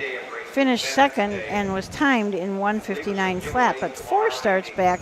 This horse raced in a non-winners at 2 at Hoosier Park and was timed in 1:52 and 2. Call Me George will be driven by Jason Beatty for trainer Logan Rowe, owned by Matt Rowe of Urbana, Ohio. 6 seasonal starts with 3 wins. Last win came back at Scioto Downs, and a Horse and Gelding's non-winner of 4 with a claiming tag. Went wire to wire with a final quarter in 28 and 4, mile time 1:53 and 4. $16,000 made on the year with a lifetime mark set earlier this year at Scioto in 1:52 and 1. KB's Well Done with Manny Miller up for Dan Conkrite. Hurley Racing from Dublin, Ohio, the owners of this well-said colt out of a Matt Scooter mare. 15 starts on the year, 1 second, 1 third. That second was last start out at Zanesville, where this horse was individually timed in 2 minutes and 2/5, last quarter in 29 and 4. But back earlier in the year was racing at Scioto Downs and paced a couple miles in 55 and 1, 55 and 3. Susan, we do not have a driver change on the 4, do we? Nope, Mark Okay, St. Louis. Perfect. So Mark St. Louis Jr. will drive the 4, 3 Margarita Shot for Randy Smith, owned by wife Jessica Smith out of Xenia, Ohio. This is a 3-year-old gelding by Pet Rock. Most recently had a 3rd place finish at Salina. However, back from that, had a streak going 4 in a row. Last win came at Urbana in 1:56 and 3. St. Louis was in the bike. 15 starts on the year with 7 wins, 2 seconds, and 1 third place finish. Was purchased out of the Ohio Select Sale for $14,000. Now lifetime has made $53,000. Dancing Scoot will be driven by Roy Wilson for breeder, owner, and trainer Kent Saunders. This is a Dancing Yankee out of an Ice Scoot Hanover mare, Robin Scoot. 17 starts on the year, 2 thirds, has earnings of $3,000. It's been struggling a little bit as of late, but has pace a mile back, about 5 starts back at Scioto Downs in 55 flat, and 2 starts back at Urbana was timed in 59 and 3. Rounding out the field is the 6 Ball of Terror, David Ward in the bike for Deborah Schwartz. 3-year-old gelding by Western Terror, coming out of a wire-to-wire win from Salina. 157 flat. Ward was in the bike. 17 starts on the year with 2 wins, 4 seconds, and 3 third-place finishes. Fairly lightly started as a 2-year-old, but has now lifetime earnings up to $32,000.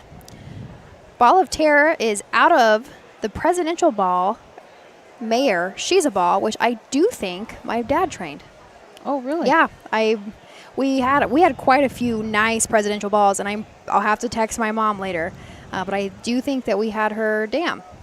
She's a Ball. Which one was out of a Matt Scooter mare? Is that the 4? That's kind of getting. She's got to be getting up there in age, I would think, right? Oh, Matt Scooter mare. Matt Scooter was our 3 horse. But there we go, a field of 6. 3 Margarita Shot currently sitting first in the Fair Championship point standings.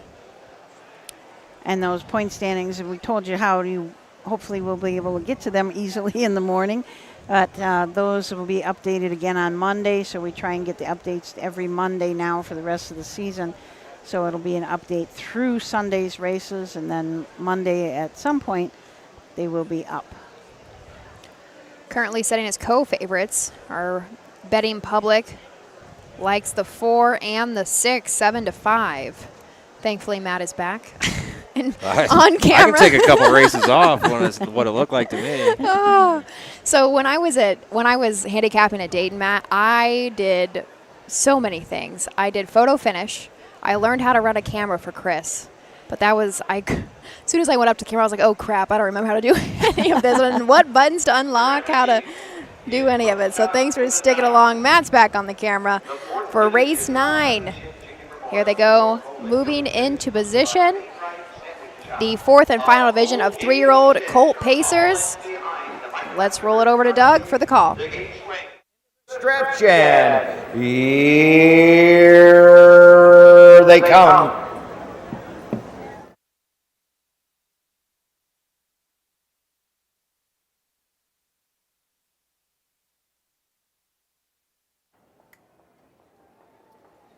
Rough and pacing, Call Me George for the lead. KB's well done on the outside. I'm a Chick Magnet on the outside as they move into the turn.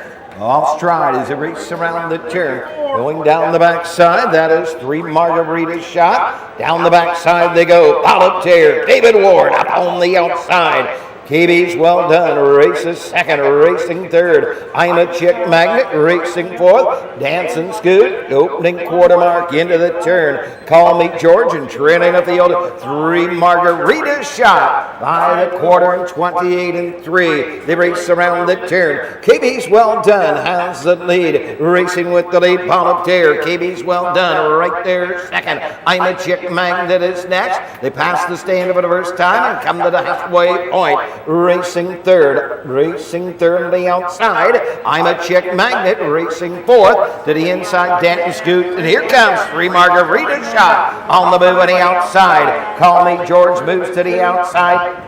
Halfway home, 57-3, 4 in, 2 out. Volunteer, the leader by a length. KB's well done is next. I'm a Chick Magnet is third, racing fourth. 3 Margarita Shot on the outside. Shuffle the 5th, Dancing Scootin', trailing the field as they head up the backside. That is Call Me George. At the 3/4 mark, Volunteer, David Ward will guide him into the far turn. Around the turn, Volunteer. KB's well done on the outside. I'm a Chick Magnet. 3 Margarita Shot on the outside. 3/4 in 1:26 with an 1/8 of a mile to pace. Volunteers off the turn with a length lead. I'm a Chick Magnet is second. It's Volunteer. I'm a Chick Magnet coming after that leader. I'm a Chick Magnet with every stride. Volunteer will get there in time. I'm a Chick Magnet, tight for show. Either 3 Margarita Shot or KB's well done. 1:55-2.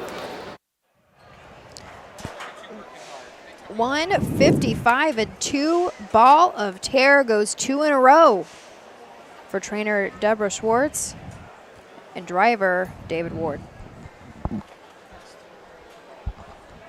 That's 3 for David Ward, right? It is tonight. It is tonight. Tough trip. It looks like 3 Margarita Shot. She made a couple she just got steppy. Yeah. Got steppy. Yep. They were barreling into that first turn. They all wanted the lead. Yeah, she had made a break quite a few starts back, about 5 starts back, but that's the only break on her card that she shows. So that was, and she came back and came back and finished third. I mean, that was made up a lot of ground after those early breaks. So I do have them across the wire, 6-1-4-3.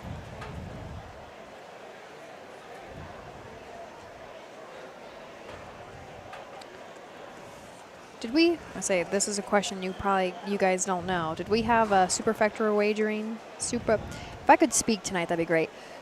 Did we? There we go. I don't know. Because our 3 went off 45 to 1. I'd be interested to see what it paid. Second of 1, Chick Magnet.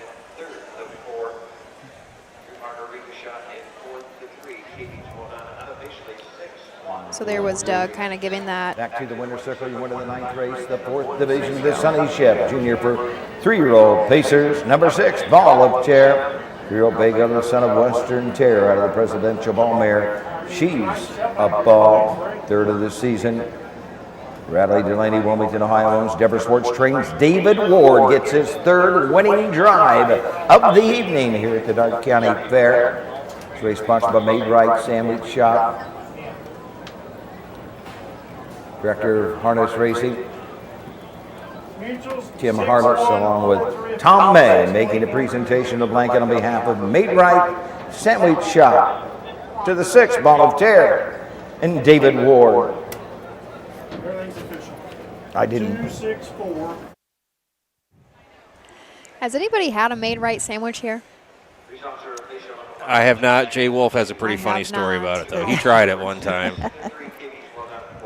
4, 3 Margarita Shot 3, the 5 Dance and Scoot 5, the 6 Ball of Terror, the winner 155 and 2, 28 and 3, 57 and 3, 126, 264, 35, 1 on the bottom. Is that what they call loose meat? I believe so, yeah. Yep. I think Frank and I went over because there's a store or there's a shop that has them. We stood in line for a really long time, and Jay had warned us ahead of time that it would be a long wait. That was the gist of Jay's story, but yeah, they're all the rage, it sounds like. Hopefully I'll get over there at some point, but there we go. So the Super Factor does not pay what I thought it was going to pay, but the Exacta pays over $160, Trifecta $125, and the Super just $34.40. I wonder if that's a consolation. You'd almost think it would have to be. Oh. Yeah, because the 3 did go off, what did I say, 45 to 1, so you're right, Matt, it possibly could be the consolation. Well, that ends our stake races for the night. We're going to move into the overnight portion of the card. We've got a Signature Series trot coming up, and then we've got 2 non-winners of 1,024 pace. So we're going to be back. We've got a full field of 8 in this Signature Series trot, and we'll be back in just a few minutes. When you need supplies for your horse, one name stands out: Big D's. Since 1976, Big D's Tack and Vet Supply has been the equine experts you can trust. Whatever your horse needs is available at Big D's Tack and Vet Supply. Visit the retail outlet in Streetsboro, Ohio, or order online at bigdweb.com for fast shipping. Most orders ship that day. Or call 1-800-321-2142. Big D's Tack and Vet Supply. Mark your calendar for the new and exciting North American Standard Bred Mix Sale. Tuesday, December 17th at the Mount Hope Event Center in Mount Hope, Ohio. Broodmares, broodmare prospects, race horses, and stallion shares. Pedigrees announced by Ed Teefee and Gabe Pruitt. Online bidding, clean, heated facility. The North American Standard Bred Mix Sale. A live auction to see quality horses with industry-leading pedigrees. Tuesday, December 17th in Mount Hope, Ohio. Entries open September 5th.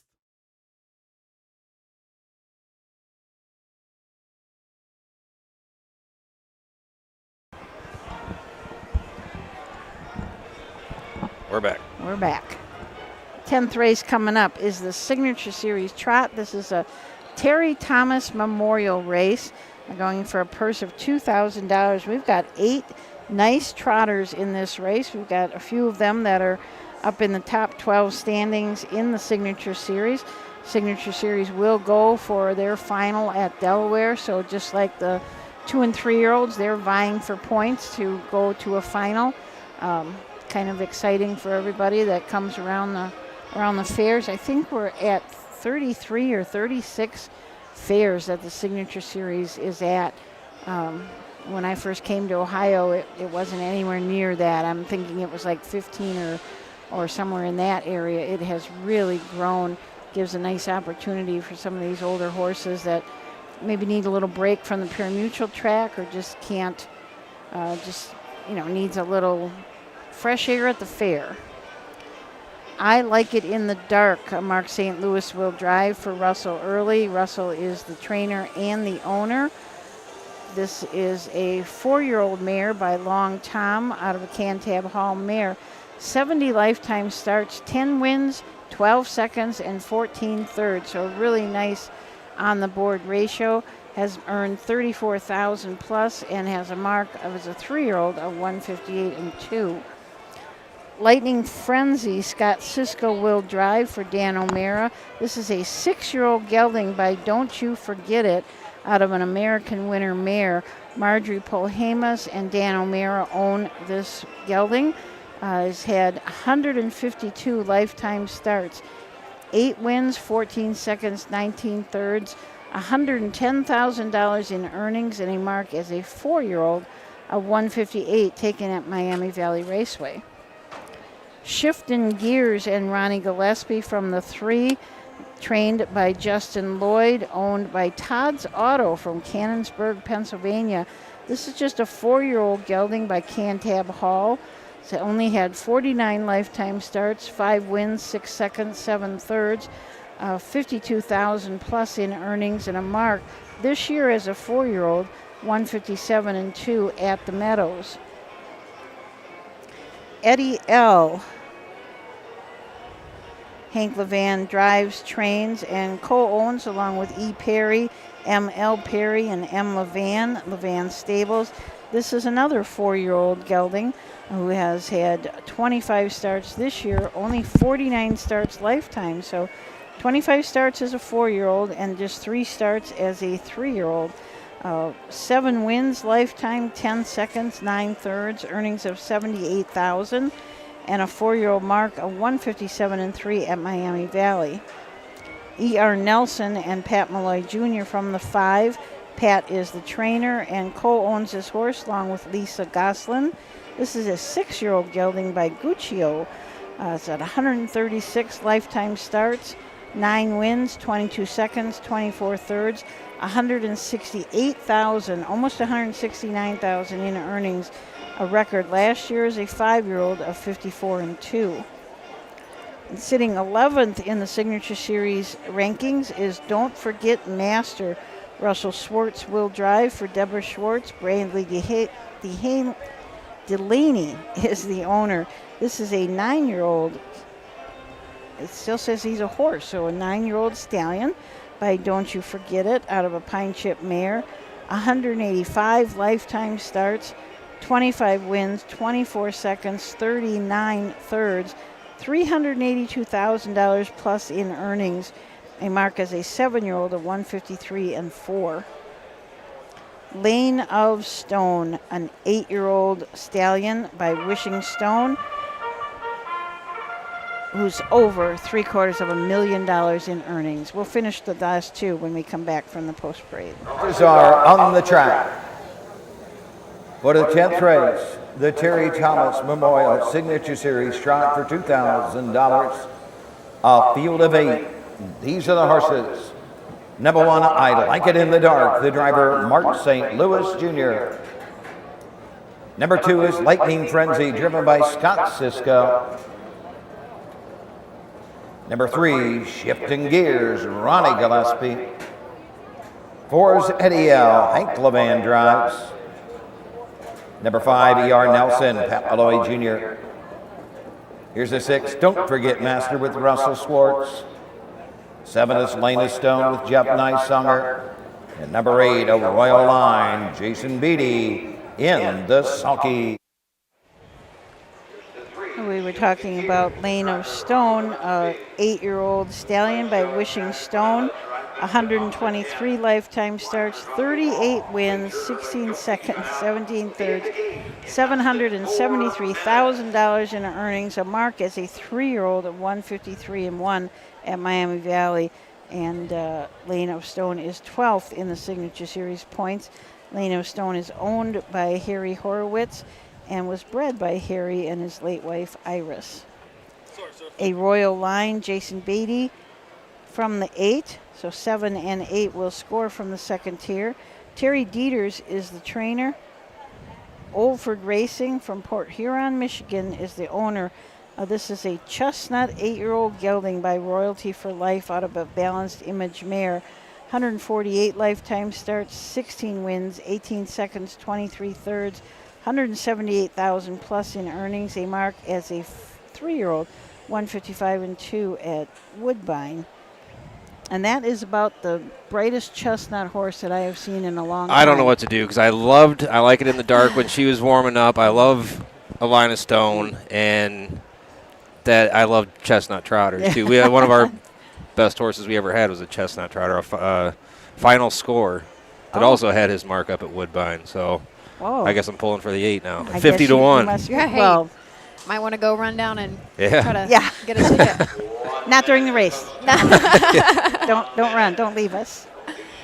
Yeah, that horse, when he came under here, he just shined like a brand new penny. Honestly, these Signature Series are really drawing in top-notch horses. Yeah. Lisa Swartz has done a great job, and we just keep growing. I think we add 2 or 3 fairs this year that are now part of the Signature Series. Yeah, I'm gonna look for sure because I was saying it. And I probably was Here wrong. we go. We did added 3. We have a total of 36 participating fairs in the Signature Series, and they go. I mean, a lot of these do go for pretty decent purses considering. But really, they aim for that final at Delaware too. Like you said, collecting points. Yeah, in Delaware, they have the estimated purses for this year at $16,000.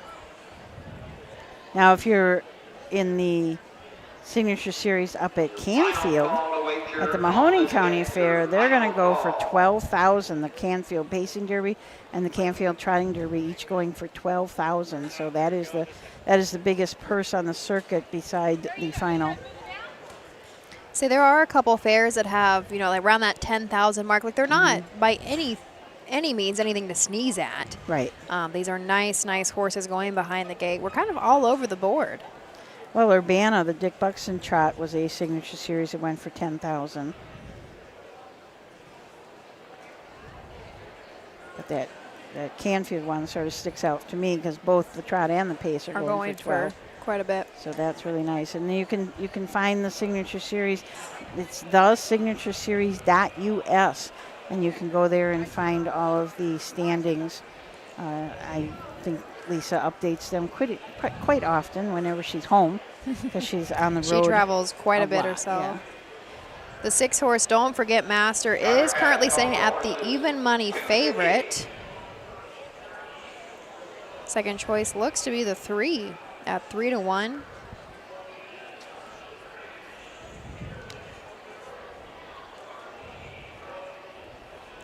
A very full field of 8. We do score 6 wide here at Greenville. So the 7 and 8, we will have 2 trailers starting from the second tier. We are moving into position, so let's roll it over to Doug for the call of the 10th. Lightning Frenzy, Shifting Gears, Eddie L., E.R. Nelson, don't forget Master on the Gate, the trailer, Lena Stone, and a Royal Line. All in behind the gate, here they come. The rough and trotting Lightning Frenzy for the lead. I like it in the dark, getting inside. Eddie Alcott wide into the turn. Shifting Gears comes out in 4th. Lane of Stone is well placed 5th as they move into the turn. Racing on the outside as they head up the backside. That's Don't Forget Master. Down the backside they trot. On the outside, E.R. Nelson and trailing the field. A Royal Line going to the opening quarter. Off stride is Lightning Frenzy. They trot into the turn by the quarter, and on top of the field, Hank Levan and Eddie L. show the way. I like it in the dark, getting that 2-hole trip. Lane of Stone trotting 3rd. Don't forget Master racing 4th. They race around the turn. It is E.R. Nelson into the turn, a Royal Line. Lightning Frenzy through a quarter and 29 and 1. They pass the stand for the first time, come to the halfway point. Trailing the field, Shifting Gears, the leader, Eddie L. by 2. I like it in the dark, getting that 2-hole trip. Oh, don't forget Master. First up is third. Lane of Stone buried along the rim on the outside. E.R. Nelson is fifth. Sixth to Royal Line. Seventh to the inside. Lightning Frenzy and Shifting Gears can see them all. 59-3. Down the backside they go. Eddie L. the leader by 3 parts of a length on the outside. Don't forget Master. The inside. I like it in the dark. Lane of Stone will need room as they move into the turn. Moving on the outside. E.R. Nelson at the 3/4 mark. 3/4, 129. Around the final turn with the lead. It is now Don't Forget Master. They're off the turn. They're on their way home. Don't Forget Master opens up by 2. Now 3. Eddie L is second. Down the stretch a trot. Don't Forget Master. Battle's going to be for second, third, and fourth. Lane of Stone closing late, but on the line.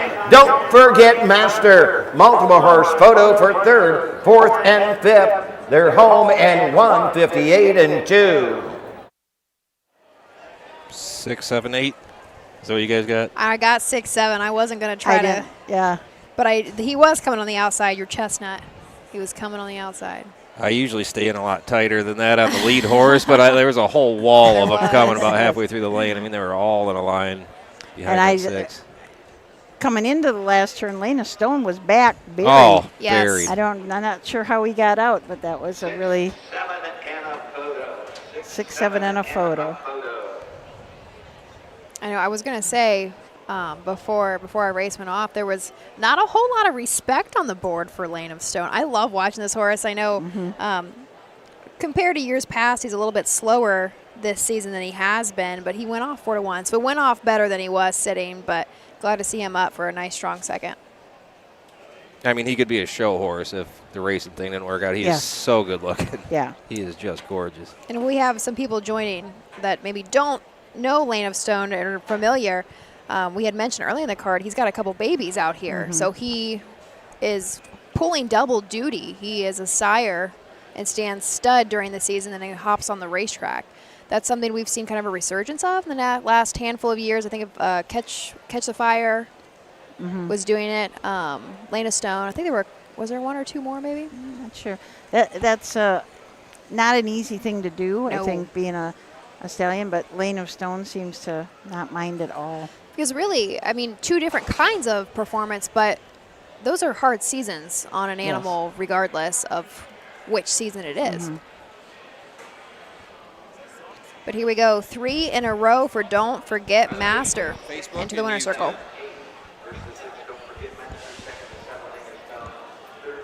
A Royal Line. 6, 7, 8 is unofficial. Into the winner's circle. You wanted the 10th race.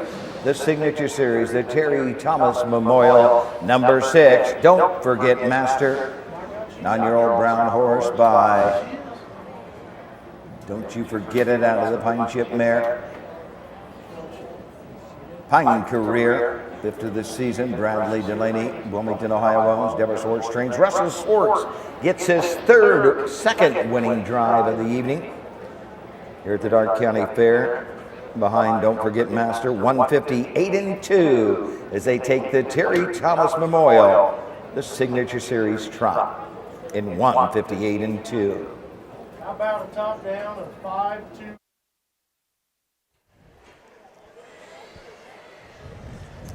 Five wins on the season and 25 starts for Don't Forget Master. He was some time ago, but purchased for $15,000 at one time of the Ohio Selected. It's a nice looking horse there too. Yeah. Jet black. And just going to go back to the barn. Nice as could be. 2 Lightning Frenzy, 7. The 3 Shifting Gears, 8. Number 4, Eddie L, 6. 5, E.R. Nelson, 4. Number 6, Don't Forget Master, the winner. 7, Lane of Stone, 2. The 8, A Royal Line, 3. 158, 2 fifths. 29-1, 59-3, 129. 5, 7, 8, 6, 4, 1, 2, 3 on the bottom. And Amy Hawk reminds us that now it's only 8 till win 2,000 for Russell Swartz, and Swartz stable with 3 winners tonight. Really good night for the Schwartzes. Someone asked if they would see if Roger's going to call any races tomorrow night, and Doug, who is upstairs calling races and watching us, says, yep, Roger will be calling some races tomorrow. Roger, does he call the whole card on Wednesday night? Or no? No, He just Doug does. kind of pops. Okay. Yeah. Yeah, Doug is the main guy here. Matt, look at that. You should have put a trifecta in. Oh. 6, 7, 8 pays $221. They must be playing a little bit downstairs. This is a nice place. Of course, Delaware, Urbana, and here at Greenville tend to handle the most out of all of the county fairs. So this is just night 1. We go official for race 10, 6, 7, 8 across the wire. We are headed next into the 11th, the Pin Ultimate. It is an overnight. The next 2 are overnights. So a full field of 7 that Susan and I will introduce after a couple of brief messages.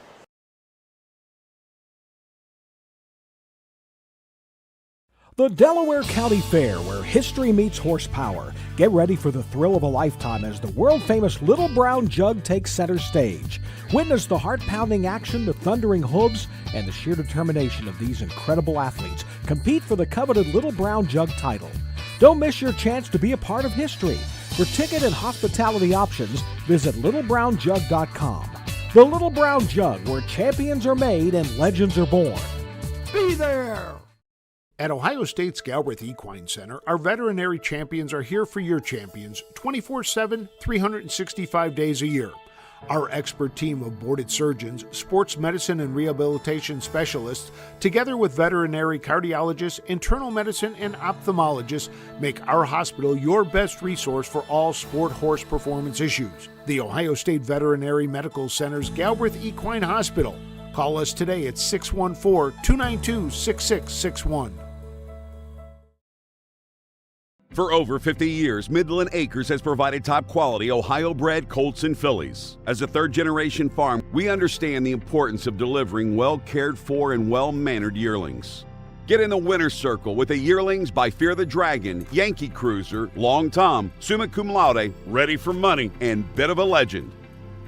See our yearlings at the Blooded Horse Sale August 27th and the Ohio Select Sale September 13th.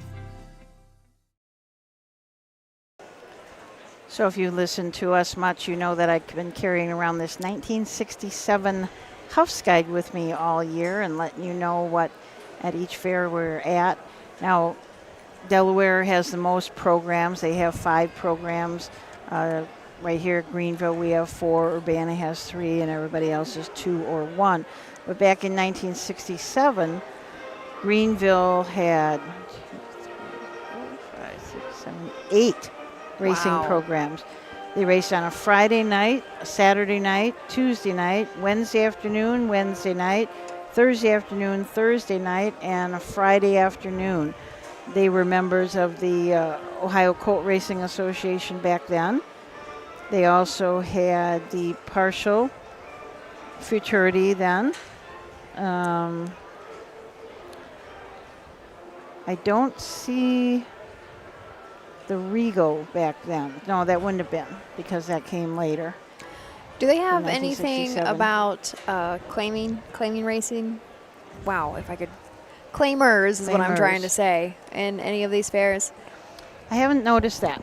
So when I was sitting at Urbana, and I brought up on air that they used to hold claimers back in the 80s and 90s, and I guess that was pretty popular. So I wonder if we can find a Huff's Guide out there, because yours is from 67? 67, yeah. A little bit newer than that. I'd be curious. I think that's very wild to me because I've never, have never seen that. But at Urbana, they had a filly have to carry the claiming tag. So it was technically, because of the eligibility and just how it works, she came out of a claimer, so she had to hold the claiming tag in an overnight. So that's why that conversation came up. So, well, the one horse in the 11th race is in to be claimed. She's got a $6,000 tag over here. So they are also eligible. So that is the only one, because the 11th and 12th race are both. The 11th race has got that also eligible 6 claimers, but not the 12th race. So that's interesting. Huh. So the one horse, Overlord, is in to be claimed. So this 11th race is kind of some unusual conditions.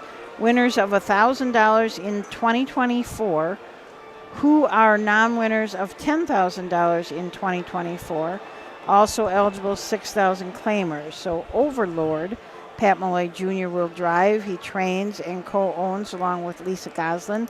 This horse is in to be claimed for $6,000.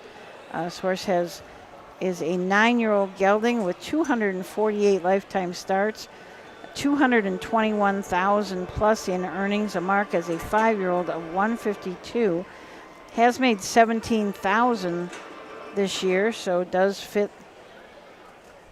Now does not fit that part of it. Has won over the 1,000, but that's why this one's in for the 6th claiming tag.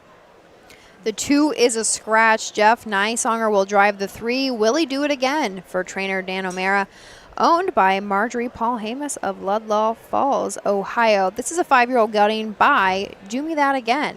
11 starts on the season with just 1 board hit that came back at a 3rd place finish at Hoosier Park. That is the Bugle, so I will finish my thoughts after our post parade of the 11th. For the 11th race, it's a conditioned pace, a purse of $1,000, sponsored by Dark County Tractor Pullers Association. Jeff Nysonger will drive the 3. Will he do it again? Alex Hawk the 5. Miss Maddie P. Mark St. Louis Jr. drives the 7. We're going to scratch the 2. Fuji Bay. Here's a look at the field. Number 1, Overlord. Pat Malloy Jr. driving. Number 3, will he do it again? Jeff Nysonger driving. 4, Rock the Dragon with Ronnie Gillespie. Alex Hawk the 5. Miss Maddie P. 6, Fordell Said. Jason Beatty.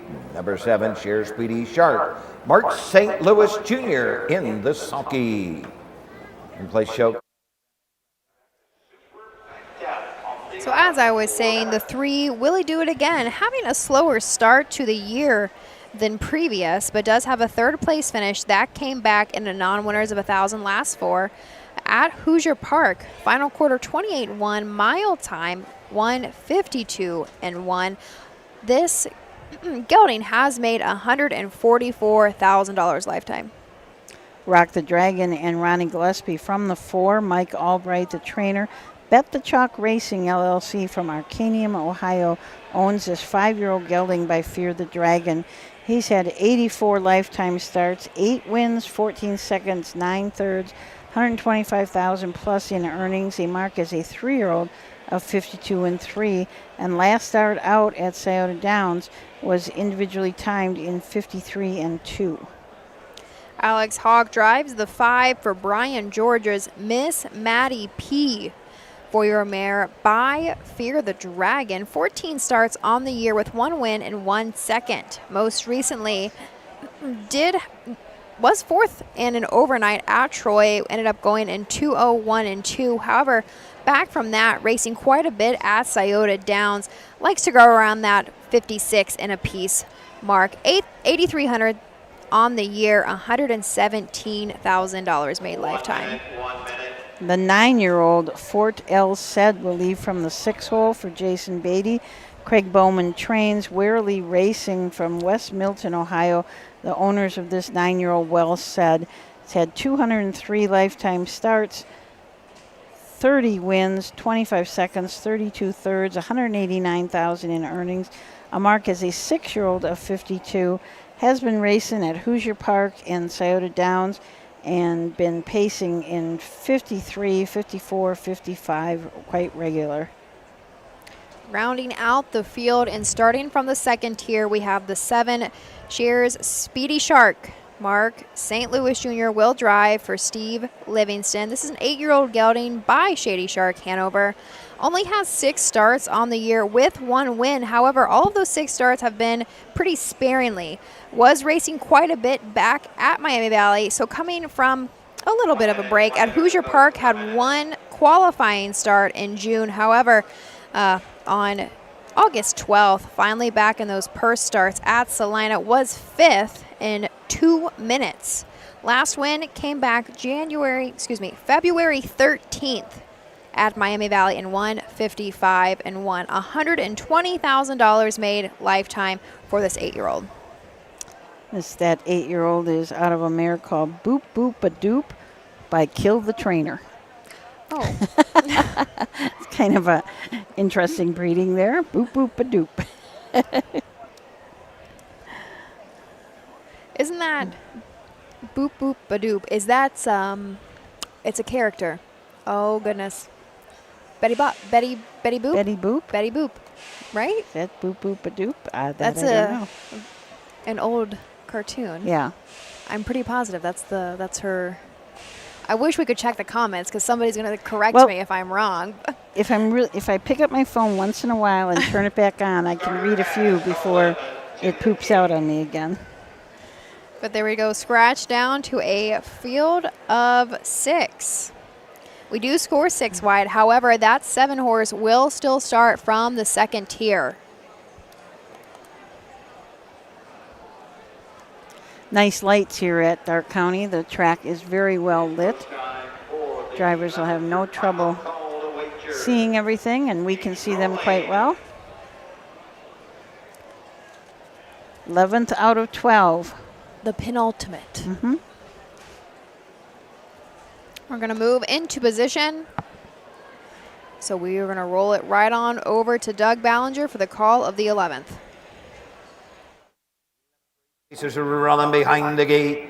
The gate swings into the stretch, and here they come.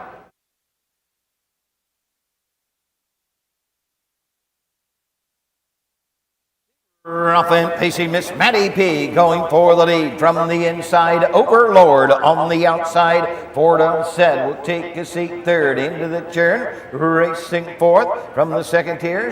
Share Speedy Shark. Will he do it again? Is second to last and trailing the field up the backside. Rock the Dragon down the backside going to the opening quarter. Hung on the outside. Miss Maddie P on the inside. Overlord and the battle's on. Gonna back off. Miss Maddie P will try to get that 2-hole trip. Fordell said up the inside third. Fourth is Share Speedy Shark as he races around the turn. Will he do it again? And trailing the field to Rock the Dragon through a quarter. And 28 and 1 into the lane. First time coming to the half. Overlord and Pat Malloy Jr. on the front end. They lead it by a length as they come on over to the half. Up on the outside. Here comes Fordell said. And Jason Beatty committed first up. Picking up the cover, Fordell said, is Share Speedy Shark along the rim. Miss Maddie P. The outside. Will he do it again? They're into the turn. Trailing the field to Rock the Dragon.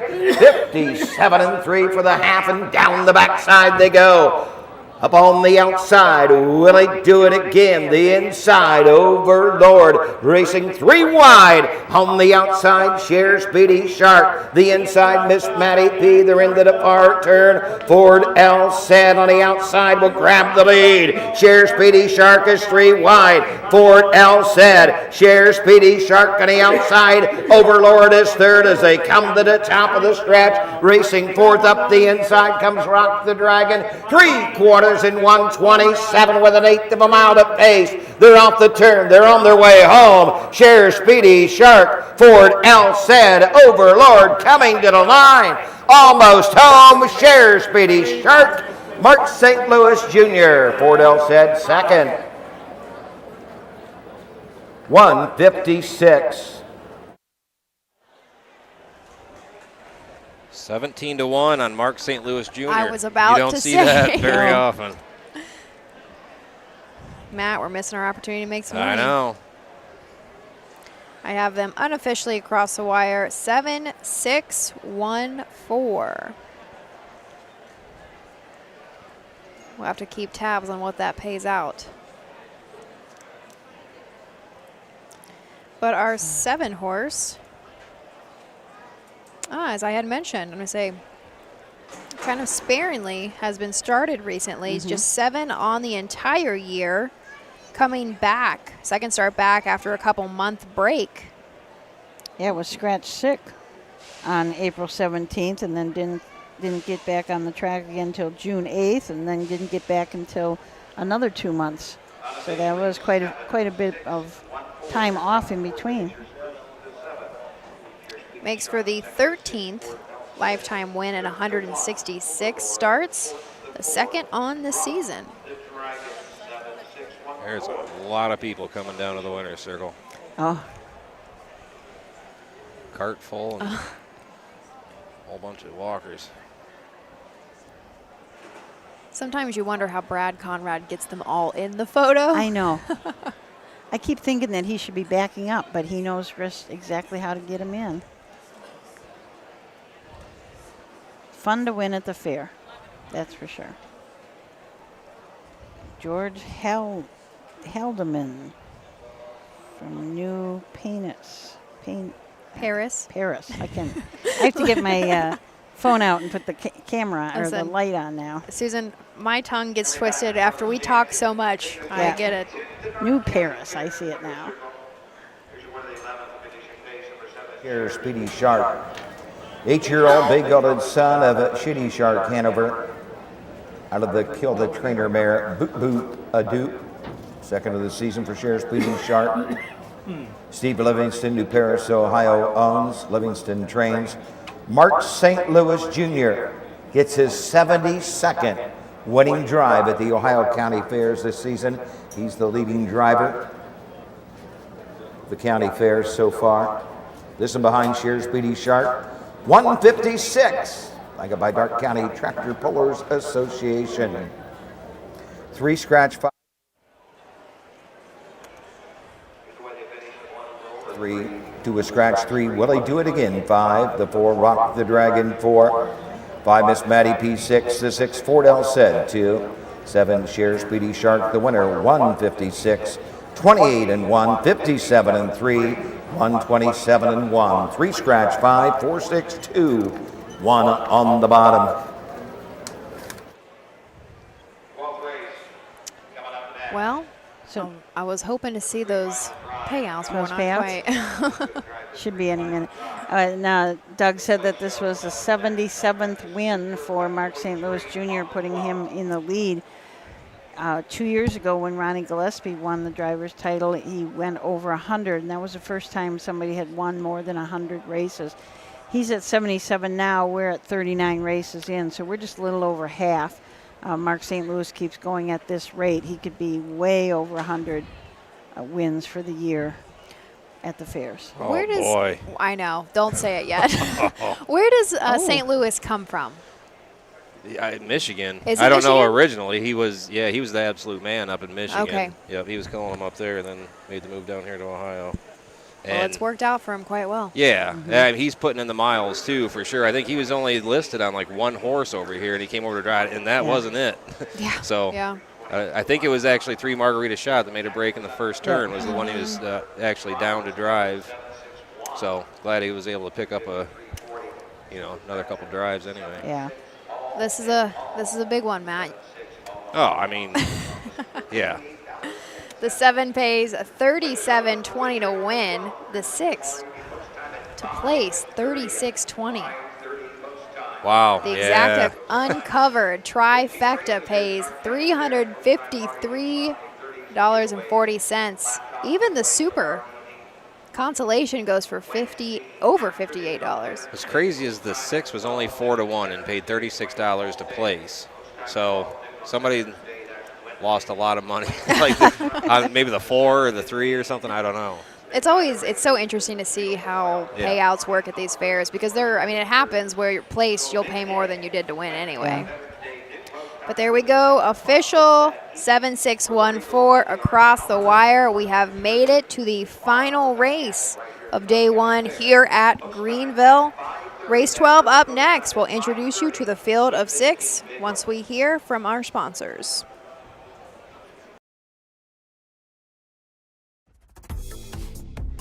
The future is bright in Ohio. Ohio Sire Stakes, Buckeye Stallion Series, 66 county and independent fairs. Whether it's the Ohio Sire Stakes, the Buckeye Stallion Series, or the county fairs, Ohio has a place for your racehorse. This year, Ohio breds are racing for nearly $23 million in stakes purses. Be part of the winning. Breed, buy, race, win in Ohio.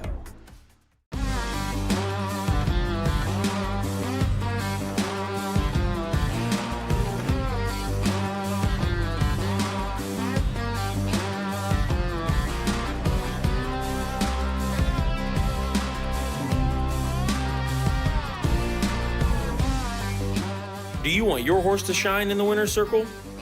Feed DAC Oil. It makes a world of difference.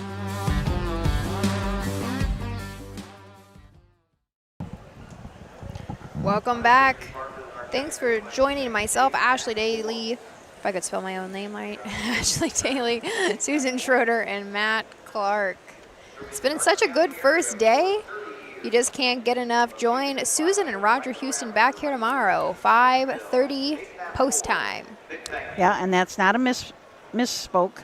It really is 5:30. It was scheduled for 6:30, but moved it up because we have 15 races. And we don't want to keep Roger up too late, maybe. That's probably I don't why know. they did He it. goes better than the rest of us. I know, he does. He is so I was tough. on Facebook. Look, I forget what was it, Napoleon. I got home late, and I made graphics for Rock Springs when I got home. And, like, I just got done. I put on Facebook, and he had just posted something like 2 minutes before, like 12:30 at night, driver's standing. So Yeah. I said, Roger, I thought I was the only one working this late. But, no, he never Rogers- stops. Nope, he is as tough as they come. A condition pace, blanket in memory of Pat Hope. Scott Cisco to drive the 3, outfield of 6. And these are the horses. Number 1, Salty Robin, Ray Wilson drives. Need nice on the 3 there in the 11th race there. Number 2, Money Like It Is, Chris Hope, the driver. 3 final drive, driven by Scott Cisco. 4 Tough Lies, Jeff Nicesonger. 5 Q Cobra Jet, Hank Levan. Number 6, Jimmy James. Jason Beatty in the sulky field. Sometimes we can hear the judges discussing things back and forth when we've got the mic on up in the.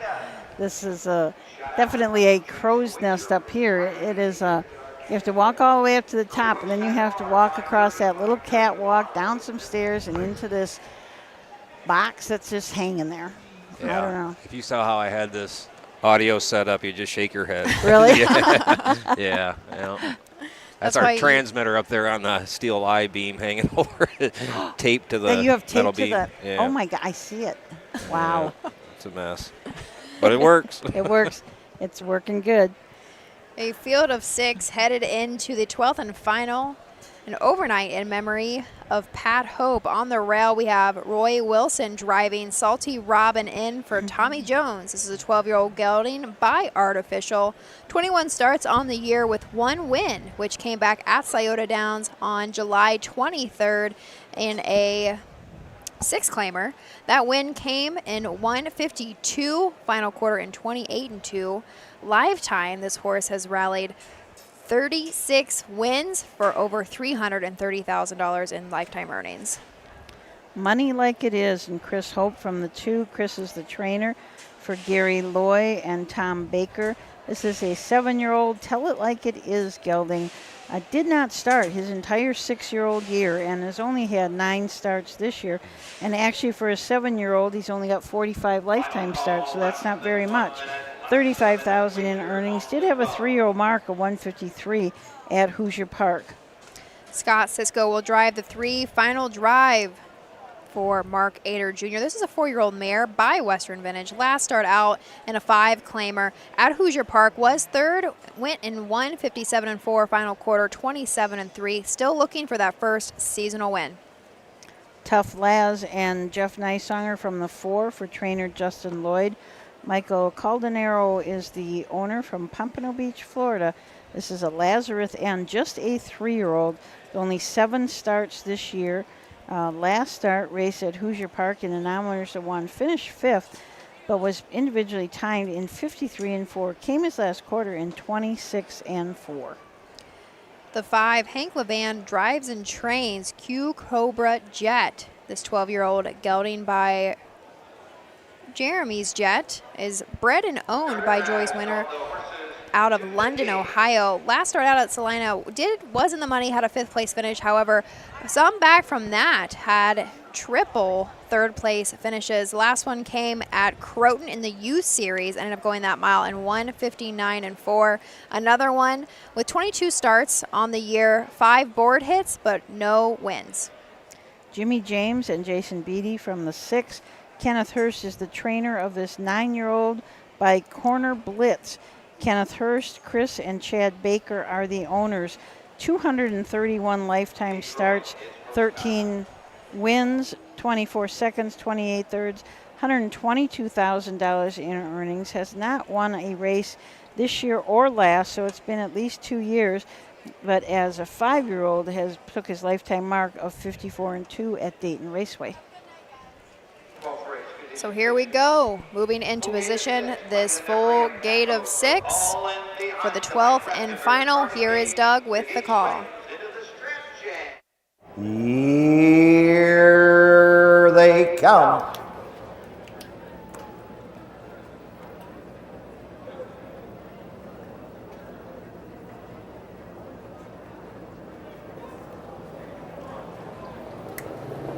The rough and pacing going for the lead. Money like it is from the inside. Salty Robin racing third as they race around the turn. Jimmy James racing fourth. That's Final Drive racing fifth with Tough Laz and trailing a field down the backside for the first time, going to the opening quarter mark. Q Cobra Jet on top of the field. Money like it is. Chris Hope show the way. Getting that 2-hole trip is Salty Robin racing third. Jimmy James 2 back to fourth to Final Drive. Then next is Tough Laz and trailing the field. Q Cobra Jet to an opening panel in 29-1. Field of Pacers in straight alignment and first to move on the outside. Here comes Jimmy James. Jason Beatty now third and moving up by the 3/8 mark. Money like it is shows the way. Right there second is Salty Robin. Jimmy James is out and on the move on the outside. Final Drive in the cover flow. Stacked up third over Q Cobra Jet. Buried is Tough Laz. They're halfway home. 3 in, 3 out the half. 59 seconds. And Money Like It is on the front end. 2-hole trip to Salty Robin. He's tucked away to the inside. Final Drive on the outside as they head up the backside. Jimmy James and out and on the move on the outside. Here comes Q Cobra Jet. He was 6th. He's now 5th and moving on the outside. They're into the far turn. Money Like It is and Chris Hope. Salty Robin on the inside is second, third Jimmy James. Q Cobra Jet closing on the outside. 3/4, 127-4. They circle the far turn and come to the top of the stretch. It's Money Like It is. They're off the turn. They're on their way home. Salty Robin is second through the lane, coming to the wire. Money Like It is almost there. Salty Robin on the outside. Money Like It is to take the Pat Hope. Second to one, Salty Robin. The mile 1:56-1. Chris Hope drives and trains Money Like It is and takes this overnight in memory of Pat Hope. That's awesome. That is. And it looks like that's Chris's first win. I'm not sure At least lifetime, of the season. I would, at least of the season. Chris, relatively young himself, just 33 years old. Lots of people coming down for this winter circle, so this must be the Hope family, and what a cool thing to do. Yeah. Say, like Susan, like you had said, 2165.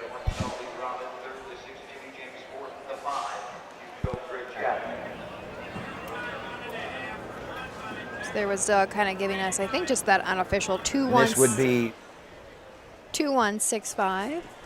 We'll see if we'll pay attention, see if Doug gives us some insights on Pat Hope. This is going to be a challenge for Brad Conrad. Get them all in the picture. They're bringing more. And Susan, like you said, this gelding did not start last year at all. Just 10 on the season makes for the second win in those 10 starts. Wow, that is a lot of people down there. That is. And a couple dogs included. And they're still coming. Wow.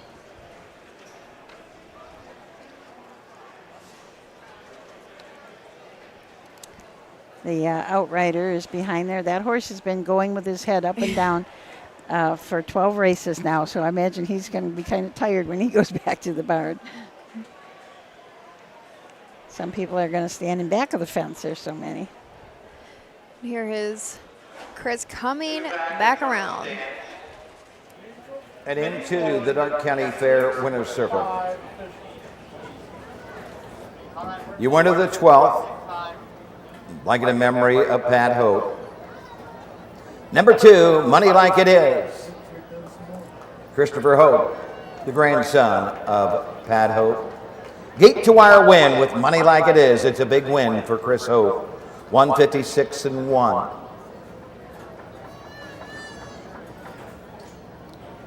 Mutuals, what was your handle? Blanket in memory of Pat Hope. Being presented to the 2, Money Like It Is, and her grandson, Christopher Hope. 156-1. Money Like It Is, 460, 210, 220. Very heartwarming thing to do. Yep. Chris seemed pretty emotional coming into the winner's circle, and there are many, many, many family members and friends beside him. Like It Is, the winner of the 3 final drive 5. 4 Tough Last 6, the 5 Q Cobra Jet 4. 6 Jimmy James 3, 156-1. 29-1, 59, 127-4. 215-643 on the bottom.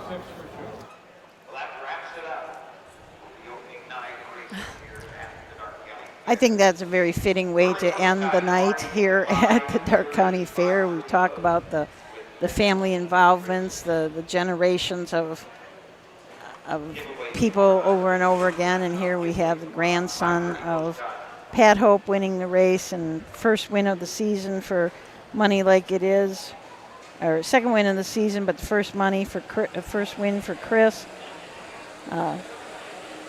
Tons of people enjoying that moment. Yeah, I was happy for him because he was a local guy and trains here. And then I didn't even realize that was a memorial race for his grandfather. I mean, that couldn't have been a better situation. Absolutely. So that is our 12 races. Don't forget, we'll be back here tomorrow at 5:30. So remember at 5:30 to tune in, and we'll be back then. I think Roger Houston's going to join us tomorrow, so that will be fun. Roger will call some races, so it'll be a great night here at the Darke County Fair. Thanks, everybody, for joining in. For Ashley Daly, Matt Clark, and myself, we hope you have a very good night.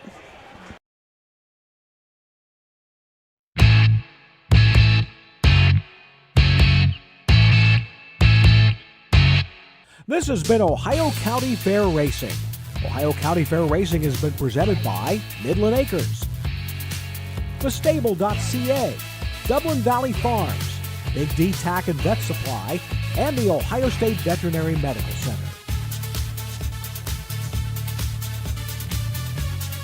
Ohio County Fair Racing is a presentation of the Ohio Harness Horsemen's Association.